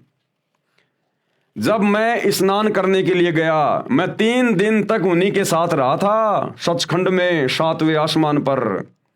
वह बाबा जिंदा मेरा सतगुरु भी है तथा वह सर्व सृष्टि का रचनहार भी है। उसी ने 6 दिन में आसमान और जमीन के दरमियान जो भी कुछ था उसको रचा, इसलिए वही बाबा कहलाने का अधिकारी है। बाबा यानी परमेश्वर परमात्मा। अन्य को बाबा नहीं कहा जाना चाहिए, उसका नाम कबीर है। और क्या लिखा, कायम दायम कुदरती सब पीरन सिर पीर आलम बड़ा कबीर। इसलिए श्री नानक जी की वाणी महिला फर्स्ट में है, वह सूक्ष्म वेद से मेल खाती है, ये सही है। श्री गुरु ग्रंथ साहिब में कबीर जी की वाणी को छोड़कर अन्य संतों की वाणी इतनी सटीक नहीं है। कारण यह है कि श्री नानक देव जी को परमात्मा कबीर जी मिले थे, इसलिए गुरु ग्रंथ साहिब में जो वाणी श्री नानक जी ने लिखी है केवल वही सत्य है। बाकी संतों को परमात्मा सतलोक लेकर नहीं गए थे, जिनकी वाणियां गुरु ग्रंथ साहिब में लिखी हुई हैं।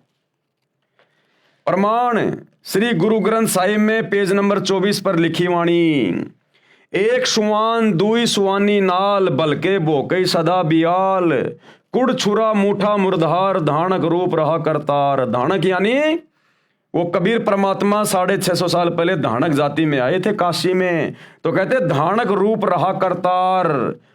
करतार यानी वो परमात्मा, सबको रचने वाला, सबका भगवान। कहते हैं वो तो धानक रूप है, वो कबीर है, वो काशी वाला। तेरा एक नाम तारे संसार मैं एहो आस एहो आधार। नानक जी कह रहे हैं अपने गुरु के बारे में, कबीर जी के बारे में, कि तेरा एक नाम, वो सतनाम जो आपने मुझे दिया 2 मंत्र का, कहते हैं आपका वही एक नाम है जो मुझे पार उतारेगा, मेरा मोक्ष करेगा। मैं उसी की आस लेकर जी रहा हूं, उसी के ऊपर आधारित हूं। तेरा एक नाम तारे संसार मैं एहो आस एहो आधार और धानक रूप कहा करतार। उसी नाम के विषय में सूर असूरा 42 आयत नंबर 1 और 2 ऐन सीन काफ, ये वही नाम है जो गीता जी अध्याय 17 श्लोक 23 में ओम तत् सत, यही है वो सतनाम, उसी के बारे में संकेत किया हुआ है। तेरा एक नाम तारे संसार में एहो आस एहो आधार धानक रूप रहा करतार। फाई सूरत मलुकी वेश ए ठगवाड़ा ठगी देश खरा सियाणा बहुता बार धानक रूप रहा करतार। श्री गुरु ग्रंथ साहिब जी के पेज नंबर 731 पर निम्न वाणी है, नीच जाति परदेसी मेरा, यानी मेरा परदेसी वो सतलोक का निवासी, इस काल के लोक से जो दूसरा लोक है ना उसको कहा है नानक जी ने परदेश। कहते हैं नीच जाति परदेसी मेरा, वो सतलोक का राजा, वो कबीर अल्लाहु कबीर, वो काशी में धानक रूप में आया हुआ है। जिस समय धानक जाति को नीची जाति समझा जाता था, तो कह रहे हैं नीच जाति परदेसी मेरा, क्षण आवे क्षण जावे। वो 1 सेकंड में यहां से सतलोक चला जाता है और 1 सेकंड में सतलोक से वापस आ जाता है। और जाकी संगत नानक रहंदा, यानी मैं नानक उसी की शरण में हूं, क्यों कर मुंडा पावे। पेज 721 पर निम्न वाणी लिखी है, एक अरज गुप्तम पेश तोतर कौन करतार हक्का कबीर करीम तू बेऐब परवरदिगार। हक्का यानी सत्य कबीर, अविनाशी कबीर, सच्चा कबीर। करीम यानी अल्लाह, और बेऐब परवरदिगार, बेऐब है वो मेरा परवरदिगार, मेरा अल्लाह कबीर, मेरा गुरु कबीर परमेश्वर, उसमें कोई वैर नहीं, कोई दोष नहीं है उसमें। ये उपरोक्त अमृतवाणी श्री गुरु ग्रंथ साहिब जी की है, जिससे सिद्ध हुआ कि श्री नानक जी को परमात्मा मिले थे, वह कबीर करतार है। यही कबीर करतार जिंदा बाबा के रूप में मुसलमान धर्म के अंतिम पैगंबर हजरत मोहम्मद जी को मिले थे। यही कबीर करतार आदरणीय गरीबदास जी को मिले, धर्मदास जी को मिले। यही कबीर करतार वर्तमान में संत रामपाल जी के रूप में धरती पे आया हुआ है। यही वो कबीर करतार है, अल्लाह कबीर है, जो भक्ति को जीवित रखता है, हम आत्माओं के लिए भटकता रहता है ये परमात्मा। तो भाई और बहनों, ए विलंब, देरी ना करो, सत्संग सुनना शुरू कर दो, विनाशकालीन समय बहुत नजदीक है।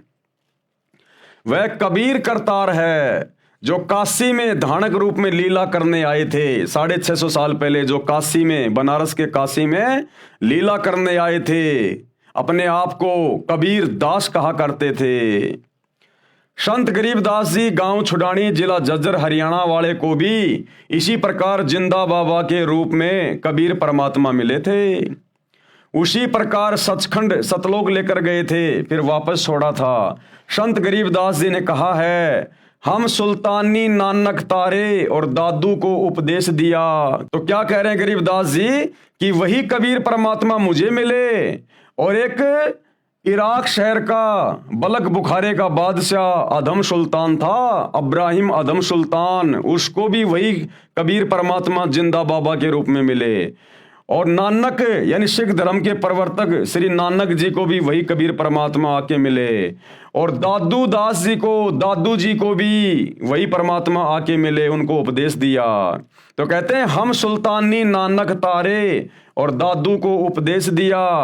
और जात जुलाहा, यानी वो काशी के बनारस में जुलाहा जाति में आया हुआ है। जात जुलाहा भेद न पाया, कोई उसके बारे में जान नहीं पाया, वो काशी माही कबीर हुआ। गरीब अनंत कोटि ब्रह्मांड का एक रति नहीं भार, उसी कबीर भगवान ने असंख्य ब्रह्मांड बनाए हुए हैं, सूरज चांद सितारे सब कुछ उसी ने बनाए हुए हैं, और उसके लिए एक रति भी भार नहीं है, वजन नहीं है। उस परमात्मा ने जो ये सृष्टि रची है, इतने बड़े बड़े ब्रह्मांड बना दिए जिनके वजन की कोई काउंटिंग नहीं है, लेकिन उस परमात्मा के लिए रत्ती भर भी वजन नहीं है, रत्ती भर भी वजन। गरीब अनंत कोटि ब्रह्मांड का एक रत्ती नहीं भार, और सतगुरु पुरुष कबीर है कुल के सृजनहार। एकमात्र सतगुरु, सच्चा गुरु, सच्चा ज्ञान देने वाला वही कबीर परमात्मा है। अल्लाहु अकबर, अल्लाहु कबीर। कुल के सृजनहार, पूरे कुल का यानी पूरी सृष्टि का एकमात्र रचने वाला सृजनहार वही है। संत दादू दास जी महाराज को भी परमात्मा जिंदा बाबा के रूप में मिले थे। श्री दादू जी 7 वर्ष की आयु के थे। श्री दादू जी मुसलमान धर्म में थे, ये तेली थे। इनको भी कबीर परमात्मा मिले थे राजस्थान के सांबर में, अजमेर के निकट। कुछ पुस्तकों में उस समय श्री दादू जी की आयु 11 वर्ष लिखी है। गांव से बाहर बच्चों में खेल रहे थे, परमात्मा उन्हें भी बाबा जिंदा के रूप में मिले थे, सतलोक लेकर गए थे। दादू जी भी 3 दिन रात तक अचेत रहे, क्योंकि परमात्मा शरीर से आत्मा को निकाल कर ले गए थे। फिर सचेत हुए तो परमात्मा कबीर जी की महिमा बताने लगे, और क्या कहा, जिन मोको निज नाम दिया, यानी जिस जिंदा बाबा ने, जिस कबीर जी ने मुझे वो सतनाम दिया, सच्चा नाम दिया, सोए सतगुरु हमार, और दादू दूसरा कोई नहीं, वो कबीर सृजनहार। वही कबीर परमात्मा जिसने सारी सृष्टि को रचा है, उसी ने आकर मुझे यहां पर सच्चा ज्ञान दिया, सच्चा नाम दिया। जिन मोकू निज नाम दिया, सोए सतगुरु हमार, और दादू दूसरा कोई नहीं, वो कबीर सृजनहार। दादू नाम कबीर की जय कोई लेवे ओट, यदि कोई उस कबीर परमात्मा का नाम लेकर उसकी शरण में आ जाता, उसकी ओट में आ जाता है, जो कबीर भगवान वर्तमान में सतगुरु रामपाल जी के रूप में हैं।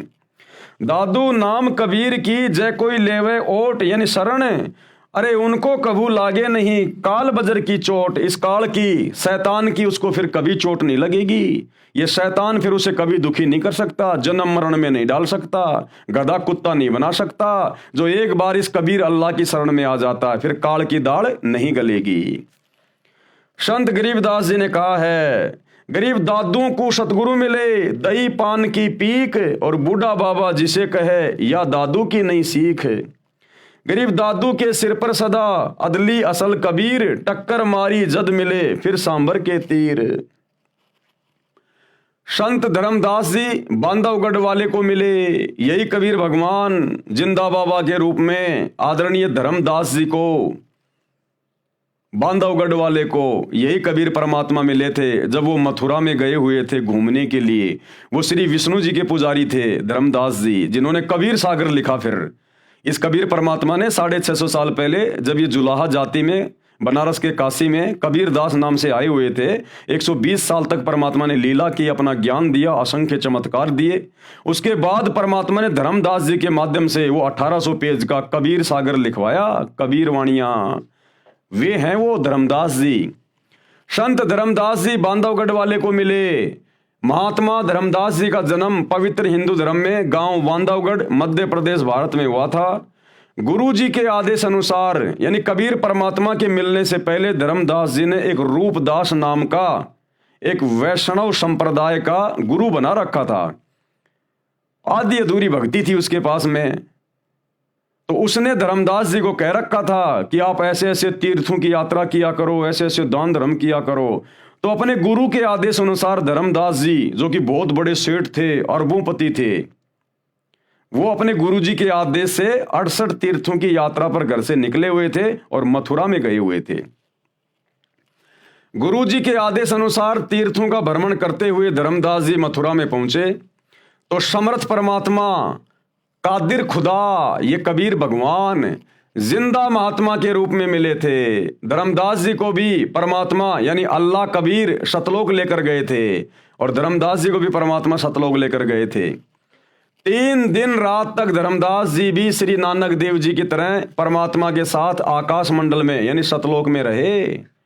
आकाश में ज्योति निरंजन के लोक 21 ब्रह्मांडों की व्यवस्था दिखाई। धर्मदास जी को जब परमात्मा ऊपर लेकर गए तो ये ज्योति निरंजन, ये काल सूक्ष्म वेद में 5वें वेद में कबीर सागर में इसको ज्योति निरंजन कहा जाता है। ये काल, ये शैतान इसी का नाम है। क्षर पुरुष ब्रह्म इसी को कहते हैं। इसके 5-6 नाम है इसके। तो जब धर्मदास जी को परमात्मा लेकर गए, उसके शरीर से आत्मा को निकालकर, पीछे उनका शरीर चल रहा था, हार्ट बीट उनकी चल रही थी। वो तो परमात्मा सक्षम है, कुछ भी कर सकता है। वो परमात्मा ने वो इसलिए उसकी धड़कनें वो चलाई ताकि घर वाले उसके शरीर को फूंक ना दे, नष्ट ना कर दें। तो परमात्मा ने शरीर की धड़कनें भी जारी रखी और आत्मा को निकाल कर अपने साथ ले गए। और बीच में परमात्मा ने इस ज्योति निरंजन के 21 ब्रह्मांड जो इसने तपस्या करके परमात्मा से प्राप्त कर रखे हैं, आपको आगे सृष्टि रचना में पता चलेगा। इस शैतान के, इस काल के 21 ब्रह्मांड दिखाए। शैतान दिखाया कि देख ये बैठा हुआ जिसको तुम निराकार मान के पूजा करते थे। आकाश मंडल में सतलोक में रहे। आकाश में ज्योति निरंजन यानी काल के लोक 21 ब्रह्मांडों की व्यवस्था दिखाई। फिर ऊपर को ले गए, अक्षर पुरुष के 7 शंख ब्रह्मांड दिखाए तथा अपना तख्त यानी सिंहासन व सतलोक दिखाया। धर्मदास जी का शरीर अचेत रहा। तीसरे दिन होश में आए तो बताया कि मैं सतलोक में परमात्मा के साथ गया था। वे परमात्मा काशी शहर में लीला करने आए हैं, उनको मिलूंगा। धर्मदास बनारस यानी काशी में गए। वहां जुलाई के रूप में परमात्मा को कार्य करते देखकर आश्चर्यचकित रह गए। जब धर्मदास जी सतलोक में गए परमात्मा के साथ में, परमात्मा ने उनको अपना गवाह बनाना था आज आप और हमें विश्वास दिलाने के लिए। तो सतलोक में परमात्मा ने कहा कि भाई मैं नीचे बनारस के काशी में रहता हूं, कबीर जुलाहा मेरा नाम है और जुलाई का काम करता हूं। भाई तू बांधवगढ़ से काशी में आ जाना मेरे से मिलने के लिए। तो धर्मदास जी की आत्मा जैसे 3 दिन बाद उनके शरीर में आई, वो सीधे कहां चले गए? अपने परवरदिगार, अपने कबीर अल्लाह से मिलने काशी में। वहां जुलाए के रूप में परमात्मा कबीर को कार्य करते देखकर आश्चर्यचकित रह गए, चरणों में गिर गए तथा यथार्थ भक्ति मार्ग प्राप्त करके कल्याण कराया कि हे कबीर भगवान, हे परमात्मा, सारी सृष्टि के परवरदिगार, ये परमात्मा आप सारी सृष्टि को रचने वाले और काशी में गरीब जुलाहे के रूप में आप लीला कर रहे हो। धर्मदास के आश्चर्य का ठिकाना नहीं रहा। भाई और बहनों, ये समर्थ परमात्मा है, ये ऐसी लीला करता है, इसको हर कोई जान नहीं पाता। ये शैतान भी धोखे में रहता है जब ये परमात्मा संत रूप में धरती पे आता है। इसलिए ये कबीर भगवान, इसको कोई पहचान नहीं सकता। ये जिन जिन आत्माओं पे दया करेगा, रजा करेगा, वही आत्माएं इनको पहचान सकती हैं, इनके सत्संग सुन सकती हैं। ये जो पुस्तकें जो आपको दिखाई जा रही है, वीडियो बनाए जा रहे हैं, गुरुदेव ने लाखों की संख्या में जो सत्संग कर दिए, भले पूरी दुनिया पढ़ो, पूरी दुनिया सुनो, लेकिन उनकी शरण में वही आएगा जिसके ऊपर उनकी खुद की रजा होगी, उनकी मर्जी होगी।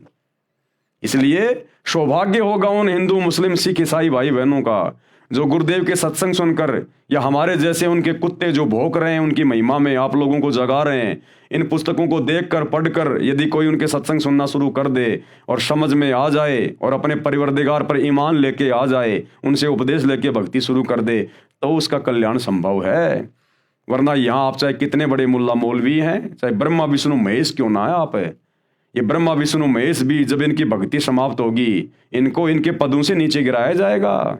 जिस प्रकार भारत देश का प्रधानमंत्री जब चुनाव हार जाता है तो प्रधानमंत्री के पद से नीचे गिरा दिया जाता है, फिर आम आदमी की तरह रहता है। इसी प्रकार ब्रह्मा विष्णु महेश इस पृथ्वी लोक पर भक्ति करके आज वो ब्रह्मा विष्णु महेश बने हुए हैं। जिस दिन उनकी भक्ति समाप्त उनको ये काल नरक में ठोकेगा, गधा कुत्ता सुअर बनाएगा, 84 में डालेगा। ये ऐसे दुर्गति करता है तो आप और हमारी 2 कोटि के जीवों की क्या औकात है जो भक्ति नहीं करी तो हमारे साथ में क्या होगा, विचार कर लेना इन बातों का। वहां जुलाहे के रूप में परमात्मा को कार्य करते देखकर आश्चर्यचकित रह गए, चरणों में गिर गए तथा यथार्थ भक्ति मार्ग प्राप्त करके कल्याण करवाया। हजरत मोहम्मद जी को भी परमात्मा मक्का में जिंदा महात्मा के रूप में मिले थे। यही कबीर परमात्मा जिंदा महात्मा के रूप में अपनी आत्माओं के लिए भटकता रहता है। और हजरत मोहम्मद जी को भी जब हजरत मोहम्मद जी मक्का गए हुए थे हज करने के लिए तो वहां पर मिले थे हजरत मोहम्मद जी को जिंदा बाबा के रूप में, और उनको वहीं सतलोक लेकर गए थे। उनको सब कुछ बताया, सब कुछ दिखाया, ज्ञान समझाया कि ऐ मोहम्मद तू तो शैतान की भक्ति में उलझा हुआ है, तू जन्म मरण के चक्कर से बाहर नहीं निकल सकता, गधा कुत्ता बनने से नहीं बच सकता, तू काल की शैतान की भक्ति कर रहा है।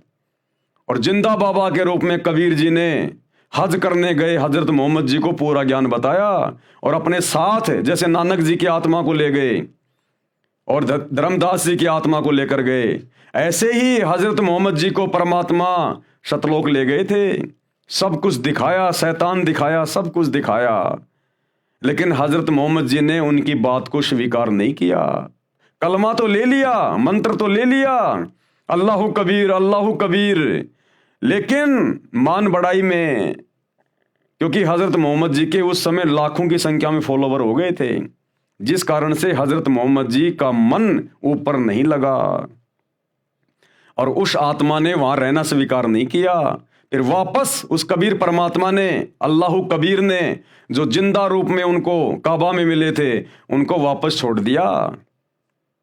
इसलिए तो हजरत मोहम्मद जी को काल कह रहा है सूरत फुरकानी 25 आयत नंबर 52 से 59 में कि ऐ हजरत तुझे जो जिंदा मिला था, जो चैतन्य मिला था, जो कभी मरने वाला नहीं है, वो जिंदा बाबा के रूप में जो तुझे काबा में मिला था, जिसने 6 दिन में आसमान और जमीन के दरमियान जो भी कुछ था वो बनाया और 7वें दिन तख्त पे जा विराजा, उसकी जानकारी किसी बाखबर से जा पूछ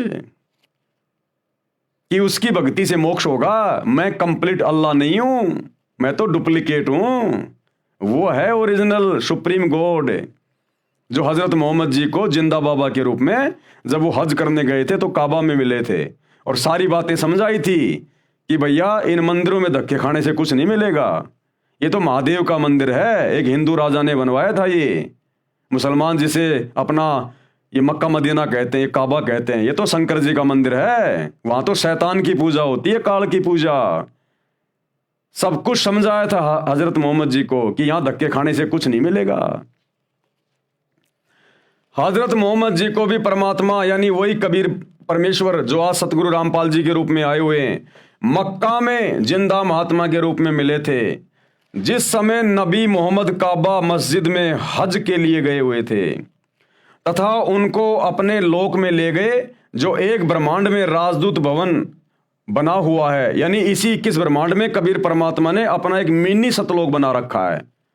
जिस प्रकार प्रत्येक देश में और हर एक देश का राजदूत भवन होता है, इसी प्रकार इस 21 ब्रह्मांड में शैतान के लोक में उस कबीर परमात्मा ने सूक्ष्म रूप में अपना एक मिनी सतलोक सचखंड बना रखा है। वहां लेके गए थे हजरत मोहम्मद जी को कि अगर ये भी मेरी बात मान जाएगा, मेरे ज्ञान को स्वीकार कर लेगा, तो फिर मैं इसको सही भक्ति देके फिर इसको सतलोक भी ले जाऊंगा, लेकिन वो नहीं रहे वहां। परमात्मा कबीर जी ने हजरत मोहम्मद जी को समझाया तथा अपना ज्ञान सुनाया, परंतु हजरत मोहम्मद जी ने परमात्मा के ज्ञान को नहीं स्वीकारा और ना सतलोक में रहने की इच्छा व्यक्त की। इसलिए हजरत मोहम्मद को वापस शरीर में भेज दिया। उस समय हजरत मोहम्मद जी के कई हजार मुसलमान अनुयायी बन चुके थे। अहंकार में फूल गया था, मान बढ़ाई आ गई थी। उनकी महिमा संसार में पूरी गति से फैल रही थी और कुरान के ज्ञान को सर्वोत्तम मान रहे थे।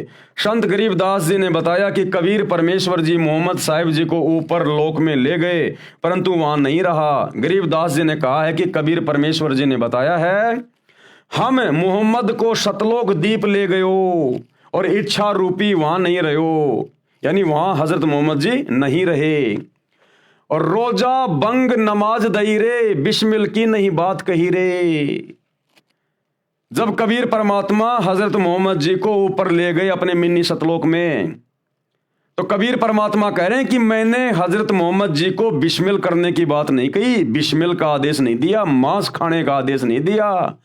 क्या आदेश दिया था इस कबीर परमात्मा ने हजरत मोहम्मद जी को? रोजा बंग और नमाज दई रे, ये करने के लिए कहा था मैंने। बिस्मिल की नहीं बात कही रे, मांस खाने का आदेश नहीं दिया। मारी गऊ शब्द के तीरम। देखो भाई और बहनों, ये इतना दयालु भगवान है। शैतान ने तो कुछ देना ही नहीं था हजरत मोहम्मद को, खाली उल्टा ज्ञान देना था। ये रोजा बंग और नमाज का आदेश भी इसी कबीर परमात्मा सतगुरु रामपाल जी ने हजरत मोहम्मद जी को 1400 साल पहले दिया था, क्योंकि मालिक को पता था कि अभी इनको धर्म से जोड़ के रखना है। जब तक ये वर्तमान का समय नहीं आना था, ये वर्तमान का कलयुग की पिछली पीढ़ी का समय, ये मोक्ष मार्ग है, तो 1400 साल पहले हजरत मोहम्मद जी क्या करते? ये शैतान तो सबको नास्तिक बना देता, भक्ति और भगवान से कोसों दूर कर देता। ये तो भक्ति से धर्म का नामो निशान मिटा देता, धार्मिकता का। इसलिए कबीर परमात्मा मालिक को पता था कि ये शैतान इस आत्मा को भ्रमित करेगा और अपना जाल फैलाएगा, सबको नास्तिक बनाएगा। तो ये कबीर परमात्मा अल्लाह कबीर भी हजरत मोहम्मद जी को मिले जब वो हज करने गए थे मक्का में। उनकी आत्मा को ऊपर ले गए मिनी सतलोक में, और परमात्मा ने उसको फिर आदेश दे दिया कि 5 समय की नमाज कर और ये रोजे वगैरह कर, ये बंग वगैरह, ये आदेश दिया था ताकि 1400 साल तक हजरत मोहम्मद जी के माध्यम से एक पंथ शुरू हो जाएगा और लोग कम से कम मेरे द्वारा बताई गई ये छोटी मोटी साधना करते रहेंगे, तो इनको मनुष्य जन्म मिलते रहेंगे और मनुष्य जन्म मिलते रहेंगे, इनके अंदर धर्म के प्रति धार्मिकता रहेगी। तो फिर कलयुग की पिछली पीढ़ी में 1997 के बाद फिर मैं इनको अपनी जानकारी देकर, जब मैं संत रूप में आऊंगा, संत रामपाल रूप में आऊंगा, उस समय फिर मैं इन आत्माओं को अपनी शरण में ले लूंगा, अपना संदेशा इन तक पहुंचा दूंगा। तो ये सारी दयालुता इस कबीर भगवान की है। तब कहीं जाकर ये मुसलमान धर्म चल रहा है, ये ईसाई धर्म चल रहा है। अगर ईसा मसीह की मौत के बाद, जैसे ईसा मसीह की दुर्गति से मौत हुई, कितना तड़पा तड़पा के शरीर में कीले ठोक ठोक के उनको मारा गया, ईसा मसीह की मौत के बाद इसी कबीर भगवान ने, अल्लाह कबीर ने ईसा मसीह का रूप बनाया और 40 दिन तक रहे, चमत्कार किए। मरियम के भाई लाजर को मुर्दे से जिंदा किया। अगर परमात्मा हजरत ईसा का रूप बना के प्रकट ना होते और वो चमत्कार ना करते 40 दिन तक, तो जिस प्रकार से शैतान ने हजरत ईसा को मृत्यु दंड दिलवाया, उसकी दुर्गति को देखकर आज कोई भी व्यक्ति भक्ति नहीं करता, आज कोई भी ईसाई नहीं होता। सब लोग यही सोचते कि जो ईसा मसीह अपने आप को परमेश्वर का पुत्र कहा करता था, जब उसकी भक्ति करते करते अंत में ऐसी दर्दनाक दुखदायक अकाल मृत्यु हुई है, जानवर से भी बदतर मौत मिली, तो फिर क्या फायदा ये भक्ति करने का? हमें क्या मिलेगा? सब लोग नास्तिक हो जाते। इस शैतान का षड्यंत्र था ये, पूरे समाज को नास्तिक करने का। लेकिन ये कबीर अल्लाह, ये दयालु परमात्मा, इसने फिर हजरत ईसा का रूप बनाया और 40 दिन तक इसने चमत्कार किए, लोगों में भक्ति और भगवान के प्रति आस्था को बनाया। तब कहीं जाकर आज ये ईसाई धर्म एक नंबर पे बना हुआ है। लेकिन अब वो परमेश्वर अल्लाह कबीर स्वयं धरती पे आ गया अपनी ओरिजिनल भक्ति लेके, मोक्ष का मार्ग लेकर। अब यदि ये ईसाई समाज के लोग, मुसलमान समाज के लोग, हिंदू समाज के लोग, सिख समाज के लोग यदि अब इनकी शरण में नहीं आए और सतगुरु रामपाल जी के द्वारा बताई गई सतभक्ति शुरू नहीं की, तो भैया फिर ईसा मसीह जैसी भयंकर दुर्गति होगी, भयंकर दुर्गति। और मरने के बाद तो फिर ये शैतान 84 लाख योनियों में ठोकेगा, गधा कुत्ता शुअर बनाएगा, फिर भयंकर दुर्गति हो जाएगी। तो धार्मिकता को भी ये परमात्मा बना के रखता है। तो हजरत मोहम्मद जी को रोजा, बंक और नमाज ये करने के आदेश भी मिन्नी सतलोक में ले जाकर इसी कबीर परमेश्वर जी ने दिए। और बिस्मिल की नहीं बात कही रे, और मांस खाने का कोई आदेश नहीं दिया। ये मांस खाने का आदेश फिर बाद में शैतान ने अपने फरिश्तों के माध्यम से इन हदीसों में लिखवा दिया। मारी गऊ शब्द के तीरम, ऐसे होते मोहम्मद पीरम। हजरत मोहम्मद जी ने एक बार अपने शब्द से, अपने वचन से एक गाय को मार दिया था। तलवार से नहीं मारा, काटा नहीं था, खाने के लिए नहीं, अपनी शक्ति को प्रदर्शित करने के लिए अपने शब्द से, अपने वचन से, अपने भक्ति से गाय को मार दिया। लेकिन वो गाय हजरत मोहम्मद जी से जिंदा नहीं हुई। जब जिंदा नहीं हुई तो हजरत मोहम्मद ने देखा तेरी तो बेइज्जती हो गई, मामला बिगड़ गया। उसके बाद उसको वो बात याद आई जो कबीर परमात्मा ने उसको बताई थी जब सतलोक लेकर गए थे कि ऐ हजरत मोहम्मद, ये कलमा मैं तेरे को दे रहा हूं, इसका जाप किया कर, अल्लाह कबीर, अल्लाह कबीर, अल्लाह कबीर। और जब कभी तेरे ऊपर कोई आपत्ति आ जाए तू ये मंत्र बोल के मुझे याद करना, मैं सूक्ष्म रूप में तेरे सामने आ जाऊंगा तेरी मदद के लिए, केवल तेरे को दिखाई दूंगा। तो जब गाय उसने मार दी और बाद में वो जीवित हुई नहीं, हजारों आदमी वहां खड़े हुए हैं। अब हजरत मोहम्मद ने देखा भैया बड़ी मुश्किल से तो ये मुसलमान मैंने तैयार किए हैं और ये तो सारा मामला खराब हो जाएगा, बेइज्जती हो जाएगी, नास्तिक हो जाएंगे सब लोग। उस समय हजरत मोहम्मद जी गुफा में जाकर रोए और बोलने लगे अल्लाह कबीर, अल्लाह अकबर, अल्लाह कबीर, अल्लाह अकबर। तब वो कबीर परमात्मा सूक्ष्म रूप में प्रकट हुए, केवल हजरत मोहम्मद जी को दिखाई दे रहे थे और कहा कि हजरत मोहम्मद, मैं इस गाय को जिंदा कर रहा हूं, लेकिन जिंदा करता हुआ तू दिखाई देगा। ये परमात्मा महिमा का भूखा नहीं है, ये मान बढ़ाई का भूखा नहीं है, ये तो आत्माओं को धर्म से जोड़ के रखना चाहता है। तो फिर उस कबीर परमात्मा ने अपने वचन से सूक्ष्म रूप में गाय को जिंदा किया और लोगों को लगा कि हमारे पीर ने, हमारे नबी ने गाय को जिंदा कर दिया और महिमा बन गई हजरत मोहम्मद जी की। मारी गऊ शब्द के तीरम, यानी शब्द से वो गाय मारी हजरत मोहम्मद ने, ऐसे होते मोहम्मद पीरम। वो तो ऐसी नेक आत्मा थी, उसने कभी खाने के लिए गाय नहीं मारी, बकरी नहीं मारी, मुर्गा नहीं मारा उसने। वो तो बहुत ही दयालु आत्मा थी। शब्द फिर जीवाई और फिर वापस अपने वचन से उसको जिंदा किया। किसने? उस कबीर भगवान ने। जीव राख्या मांस नहीं बाख्या, उसको काट के खाया नहीं। ऐसे पीर मोहम्मद भाई, वो तो ऐसी नेक आत्मा, ऐसी पाक और पवित्र आत्मा थी। उसने गाय को शब्द से मार के वापस जिंदा कर दिया। करने वाले तो परमात्मा थे, महिमा उनको दी जा रही है। लेकिन उसके बाद उन्होंने गाय को खाया नहीं, अपनी जिंदगी में नहीं खाया उन्होंने, कभी कोई जानवर नहीं खाया। और जो उनके 1,80,000 जो उनके फॉलोवर थे, उन्होंने कभी गाय को हाथ नहीं लगाया। वो तो ऐसे नेक और पाक थे। ये आज का मुसलमान कहां हजरत मोहम्मद की रीस करेगा? ये नाम लेता है हजरत मोहम्मद का और बकरे काट काट के खा रहा है, हरी सब्जियों की तरह मांस खा रहा है। ये तो अपने नबी की तौहीन कर रहा है, अपने नबी की तौहीन। मारी गऊ ले शब्द तलवार, जीवित हुई नहीं अल्लाह से करी पुकार। शब्द से, वचन से हजरत मोहम्मद जी ने उस गाय को मारा, शब्द रूपी तलवार से, ना कि लोहे की तलवार से। और जीवित हुई नहीं, अल्लाह से करी पुकार। अल्लाह अकबर बोल के, अल्लाह कबीर बोल के वो कलमा पढ़ा फिर, और कबीर परमेश्वर को याद किया। तब हमो, यानी मुझको मोहम्मद ने याद किया रे, शब्द स्वरूप हम बेग गया रे। अल्लाह अकबर बोल बोल के हजरत मोहम्मद ने हमें याद किया। और कबीर परमेश्वर कहते हैं तब हम वहां पर सूक्ष्म रूप में हजरत मोहम्मद के सामने प्रकट हुए। तब हमों यानी मुझको मोहम्मद ने याद किया रे, शब्द स्वरूप हम बेग गया रे, तुरंत पहुंच गए। मुई गऊ हमने तुरंत जिवाई, मुई यानी वो मरी हुई गाय हमने तुरंत जिंदा कर दी सूक्ष्म रूप में।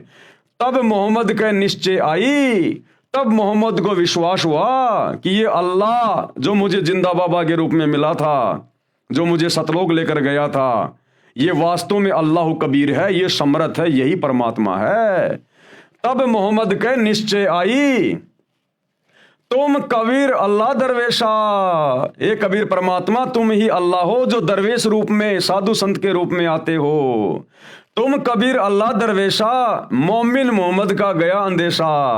उस मुसलमान मोहम्मद का पूरा अंदेशा समाप्त हो गया, सारी शंका समाप्त हो गई कि ओरिजिनल अल्लाह कौन है।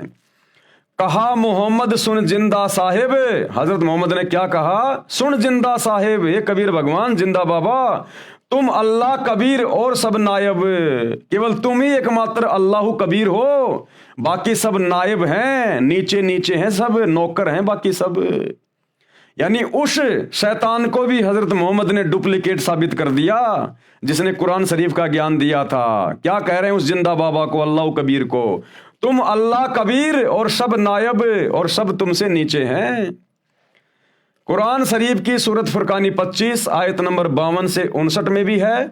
कुरान शरीफ के ज्ञानदाता को, कुरान शरीफ के ज्ञानदाता को यानी डुप्लीकेट अल्लाह को हजरत मोहम्मद तथा मुसलमान धर्म के सभी श्रद्धालु अपना खुदा मानते हैं, उसी को पूर्ण परमात्मा भी मानते हैं। इन 52 से 59 आयतों में कुरान ज्ञानदाता ने यानी उस शैतान ने कहा है कि ए पैगंबर हजरत मोहम्मद, जो कुरान की आयतों में मैंने तुझे जो ज्ञान दिया है, तू उस पर अडिग रहना, दृढ़ रहना। अल्लाह कबीर है, इबादत ही कबीरा, वो अल्लाह कबीर है इबादत के योग्य। और ये काफिर, ये बाकी मुसलमान, बाकी लोग उस अल्लाह पर, उस कबीर अल्लाह पर विश्वास नहीं करते। तुम इनकी बातों में मत आना, इनके साथ संघर्ष करना यानी जिहाद करना। जिहाद का मतलब होता है संघर्ष करना, मारना काटना नहीं होता जिहाद का मतलब। इनके साथ संघर्ष करना, झगड़ा नहीं करना। हे पैगंबर, ये कबीर नामक परमात्मा है जिसने किसी को बेटा, बहू, सास, ससुर व नाती बनाया है। कौन कह रहा है हजरत मोहम्मद को ये सारी बातें? वो डुप्लीकेट अल्लाह जिसको मुसलमान समाज अपना अल्लाह मानता, अपना खुदा मानता है, वो शैतान उस बड़े अल्लाह कबीर के बारे में बता रहा है। क्या कह रहा है? हे पैगंबर, ये कबीर नामक परमात्मा है जिसने किसी को बेटा, बहू, सास, ससुर व नाती बनाया है। तुम उस जिंदा पर भरोसा रखना जो तुझे जिंदा बाबा के रूप में मिला था ना काबा में, उस जिंदा पर भरोसा रखना जो तुझे काबा में मिला था। वह वास्तव में अविनाशी परमात्मा है, अविनाशी, वो कभी मरने वाला नहीं है। वह अपने बंदों यानी भक्तों के गुनाहों यानी पापों को क्षमा कर देता है। कैसे? जब वो धरती पर आता है संत रूप में, दरवेश रूप में, मुर्शिद रूप में, और जब कोई उससे उपदेश ले लेता है तो वो अपनी भक्ति से, अपने सत भक्ति मंत्रों से, अपने आशीर्वाद से उसके पिछले सारे पापों को नष्ट कर देता है। तो भाई आज वही दरवेश, वही अल्लाह कबीर सतगुरु रामपाल जी के रूप में धरती पे प्रकट है। उनसे उपदेश लोगे तो ही पाप कटेंगे, नहीं तो नहीं कटने वाले, चाहे कितनी साधना कर लो। और आने वाला समय महाविनाश का है मेरे भाई। जो पुण्य थे वो सब के समाप्त हो लिए, ये कलयुग चल रहा है। बचे पाप कर्म, पाप कर्मों के कारण आएंगे कष्ट, दुख, तकलीफें। तो आने वाले 4 से 5 साल महाविनाशक हैं। अगर समय रहते संत रामपाल जी के सत्संग सुनकर उनकी शरण में आ गए तो बचाव है, नहीं भाई साहब भाड़े के भाव जाओगे। वह अपने बंदों यानी भक्तों के गुनाहों यानी पापों को क्षमा कर देता है। वह कबीर अल्लाह है। ये कबीर अल्लाह वही है। कौन कह रहा है? वो डुप्लीकेट अल्लाह कह रहा है। मुसलमान जिसे अपना खुदा मानते हैं वो हजरत मोहम्मद जी को क्या कह रहा है? यह कबीर अल्लाह वही है जिसका वर्णन बाइबल ग्रंथ में, उत्पत्ति ग्रंथ में आता है कि उस परमात्मा ने 6 दिन में आसमान और धरती तथा इसके बीच के सर्व नक्षत्र बनाए, अर्थात सर्व सृष्टि की रचना की, और 7वें दिन तख्त पर जा बैठा। उसकी खबर किसी बाखबर अर्थात तत्वदर्शी संत से पूछो। तो भैया वो बाखबर वर्तमान में वो अल्लाह खुद ही सतगुरु रामपाल जी के रूप में आया हुआ है, वो कबीर अल्लाह। इनके अलावा ये जानकारी आज तक मुसलमान धर्म के किसी भी मुल्ला मौलवी ने किसी भी मुसलमान को नहीं दी। इन आयतों का अर्थ आज तक किसी ने भी करके नहीं समझाया। क्योंकि वो अल्लाह ही बता सकता है, वही बुद्धि खोलेगा तो समझ में आएगी, नहीं तो नहीं आएगी, चाहे कितना ही पढ़ लो रात दिन। हजरत मोहम्मद जी मांस नहीं खाते थे। अब देखो ये प्रमाण दिए जा रहे हैं कि हजरत मोहम्मद जी मांस नहीं खाते थे। तो भाई और बहनों, आज के वीडियो में हम केवल इतना ही लेंगे, हम धीरे धीरे आगे बढ़ेंगे, क्योंकि ये बहुत ही पाक और पवित्र पुस्तक है। ये हम इसको प्यार प्रेम से पढ़ेंगे, हमने इसको समझना भी है, समय भी देना है, सतगुरु रामपाल जी के सत्संग भी सुनने हैं, और धीरे धीरे हम आगे बढ़ेंगे, तभी तो हमारी समझ में आएंगी ये बातें। अगर ये मौका हम चूक गए वर्तमान में, जिस समय खुद अल्लाह धरती पे संत रामपाल जी के रूप में प्रकट है, अगर ये मौका हम चूक गए, फिर करोड़ों युगों तक ये शैतान, ये काल हमें मनुष्य जन्म भी नहीं देगा, मनुष्य जन्म भी, क्योंकि फिर ये हमें 84 लाख योनियों में डाल देता है, और 84 लाख योनियां भोगने का समय करोड़ों युग बीत जाता, करोड़ों युग। ऐसी दुर्गति हो जाएगी हमारी। आज इंसान रूप में आदमी सुखी नहीं है, 24 घंटे काम धंधे की टेंशन, बच्चों की फीस की टेंशन, किसी को मकान बनाने की टेंशन, किसी को धंधे की टेंशन, कोई हॉस्पिटल में है, कोई बीमार है, कोई कैंसर है, कोई एड्स है, दुनिया भर का कोई दुख उठा रहा है। अरे मनुष्य जन्म पाके, जो 84 लाख योनियों में सर्वश्रेष्ठ है, ये मनुष्य जन्म पाके आज कलयुग में इंसान सुखी नहीं है। 24 घंटे 20 प्रकार की टेंशन उसको घेरे रहती हैं, ना टाइम पे सोना, ना खाना, ना उठना, ना बैठना। सोचो जब 84 लाख योनियों में चले जाएंगे, गधे कुत्ते सूअर बनेंगे, बैल बनेंगे, ऊंट बनेंगे, मछली बनेंगे, छिपकली बनेंगे, समुद्र के जीव बनेंगे, रेंगने वाले जो है वो कीड़े बनेंगे, टट्टी में गोबर में कीड़े बन के अपना वो कर्म भोगेंगे। सोचो फिर कहां सुख होगा। इसलिए भाई और बहनों समझो, ये धर्म और जातियों की जंजीरें ये तोड़ो, और ये टूटेंगी सतगुरु रामपाल जी के सत्संग सुनने से, ज्ञान समझ में आने से, वैसे नहीं टूटने वाली ये शैतान का षड्यंत्र शैतान का बाप ही तोड़ सकता है। ये मुल्ला मौलवी नहीं तोड़ सकते, आचार्य शंकराचार्य नहीं तोड़ सकते। तो है मेरे मुसलमान भाइयों और सभी धर्मों के भाई बहनों, थोड़ी सी हिम्मत करो, हिम्मत, और सतगुरु रामपाल जी के सत्संग सुनना शुरू करो। मोबाइल सबकी जेब में है। अरे रात को सो जाते हो पड़े पड़े और भी कुछ देखते रहते हो फालतू की बातें। सतगुरु रामपाल जी की यूट्यूब पे सत्संग सुनो, सृष्टि रचना सुनो, मुसलमान धर्म में डॉक्टर जाकिर नाइक के साथ में उनकी डिबेट है वो सुनो। अरे देखो प्रमाण है। फालतू की वीडियो देखते रहते हो, शॉर्ट वीडियो, रील वगैरह, क्या मिलेगा तुम्हें? अश्लीलता आएगी तुम्हारे दिमाग में, तुम्हारे बच्चे बिगड़ेंगे, तुम्हारे विचार बिगड़ेंगे। अरे जैसा खाओगे अन्न वैसा होगा मन, जैसा पियोगे पानी वैसी होगी वाणी, और जैसी दृष्टि वैसी सृष्टि। तो जैसा देखोगे मोबाइल में गंदा, वैसा ही तुम्हारे विचार आएंगे, तुम्हारे पाप कर्म बढ़ेंगे। तो रात को जब सो जाओ ना, जब सोने जाओ अपने बेड पे बिस्तर पे, अरे यूट्यूब पे जाके सर्च करो सृष्टि रचना संत रामपाल जी महाराज, डिबेट जाकिर नाइक वर्सेज संत रामपाल जी, और देखो ये तुम्हारे धर्म की ये पुस्तकें क्या कह रही हैं, सच्चाई क्या है जो आज तक कोई नहीं बता पाया। थोड़ा थोड़ा सुनना शुरू करो धीरे धीरे। ये शैतान सुनने नहीं देगा, शैतान सुनने नहीं देगा, लेकिन मन में ये धारणा करके कि हे अल्लाह, सब लोग आपकी इतनी महिमा गा रहे हैं कि आज आप धरती पे आए हुए हो, यदि वास्तव में आप धरती पे आए हुए हो संत रामपाल जी के रूप में, तो शैतान से मेरे बंधन छुड़वाओ, इस दज्जाल से, इस शैतान से, इस काल से मुझे मुक्त करो कि मैं आपके सत्संग सुन सकूं, मेरे ऊपर रहम करो अरदास। फिर देखो तुम्हें समय देगा परमात्मा। इतनी अरदास करने मात्र से, और जिस दिन आप लोग उनके सत्संग सुनना शुरू कर देंगे, रोजाना अगर आधी घंटे भी सुनेंगे, भले कान में लीड लगा के सुनो, अगर कोई दूसरे मुसलमान से अगर आपको ये डर लगता है तो रात को सोते समय सुन लो। जिस दिन से आप मुसलमान भाइयों ने अगर सतगुरु रामपाल जी के सत्संग भी सुनने शुरू कर दिए और ये मांस खाना छोड़ दिया, उसी दिन देख लेना आपके काम धंधे में वो बरकत मिलेगी आपको, जो आप दिन रात थूक बिलो के भी लोगों के आगे हाथ जोड़ जोड़ के भी नहीं ले पा रहे। ये वो बरकत देना शुरू कर देगा ये परमात्मा। बस मांस खाना छोड़ो और संत रामपाल जी के सत्संग सुनो, और 1 महीना सत्संग सुनो, 1 महीना।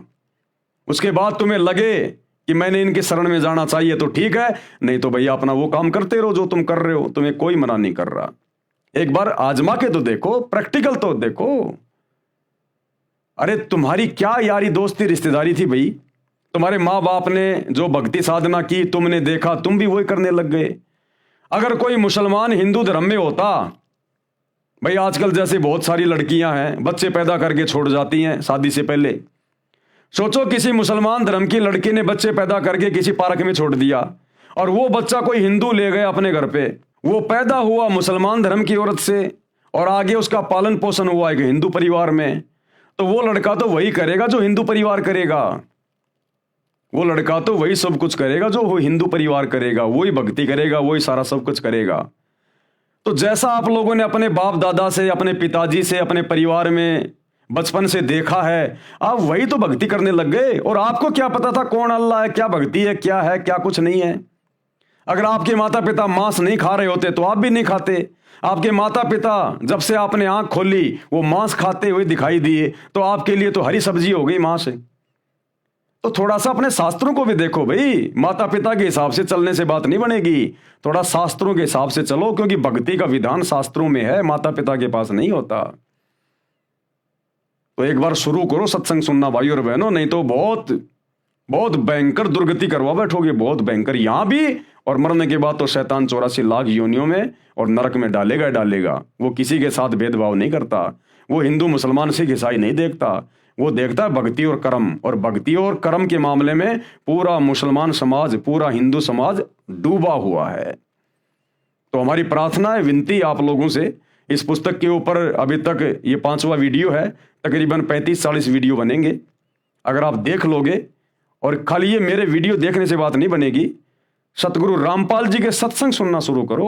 उनकी आवाज में, उनके वचन में वो शक्ति है, वो पावर है। वो अंदर जाकर रिएक्शन करना शुरू करेगी उनकी आवाज। वो पूर्ण संत है, अल्लाह कबीर है, उनके वचन में पावर है, शब्द में। तुम्हारा हृदय परिवर्तन कर देगी, चेंज कर देगी। तभी तो तुम्हारे घर में, तुम्हारे धंधे में वो बरकत दिखाई देगी तुम्हें, जब उनके सत्संग सुनना शुरू करोगे। काम धंधे पे, अगर काम धंधा तुम्हारा जहां भी है, व्यापार, बिजनेस, दुकान, वहां अगर तुम सत्संग सुनोगे तो वहां तुम्हें बरकत मिलेगी। घर में सत्संग सुनोगे, तुम्हारे घर में जो है वो बरकत मिलेगी। कोई बीमार है वो स्वस्थ होना शुरू हो जाएगा। घर में लड़ाई झगड़ा है, धीरे धीरे ठीक होना शुरू हो जाएगा। एक बार शुरू तो करो, देखो तो सही, आजमा लो, क्या दिक्कत है। कोई पैसे थोड़ी लग रहे हैं, जेब में तुम्हारे मोबाइल है, खाली सत्संग सुनने यूट्यूब पे जाके एक बार देख लो, प्रैक्टिकल करके, महीना 2 महीना, कोई बात बने तो ठीक है, नहीं तो फिर ठीक है, काटते रहो अपने बकरे मुर्गे जैसा भी तुम कर रहे हो भाई। तो हमारी तो इतनी सी अरदास है, इतनी सी विनती है। तो आज के वीडियो में केवल इतना ही। कल रात्रि 8 बजे सभी भाई बहन फिर से लाइव जुड़िए। तब तक ये कबीर परमात्मा सतगुरु रामपाल जी भगवान हम सबको आज्ञा दें, इजाजत दें, आशीर्वाद दें। बंदी छोड़ अल्लाह कबीर सतगुरु रामपाल जी भगवान की जय हो।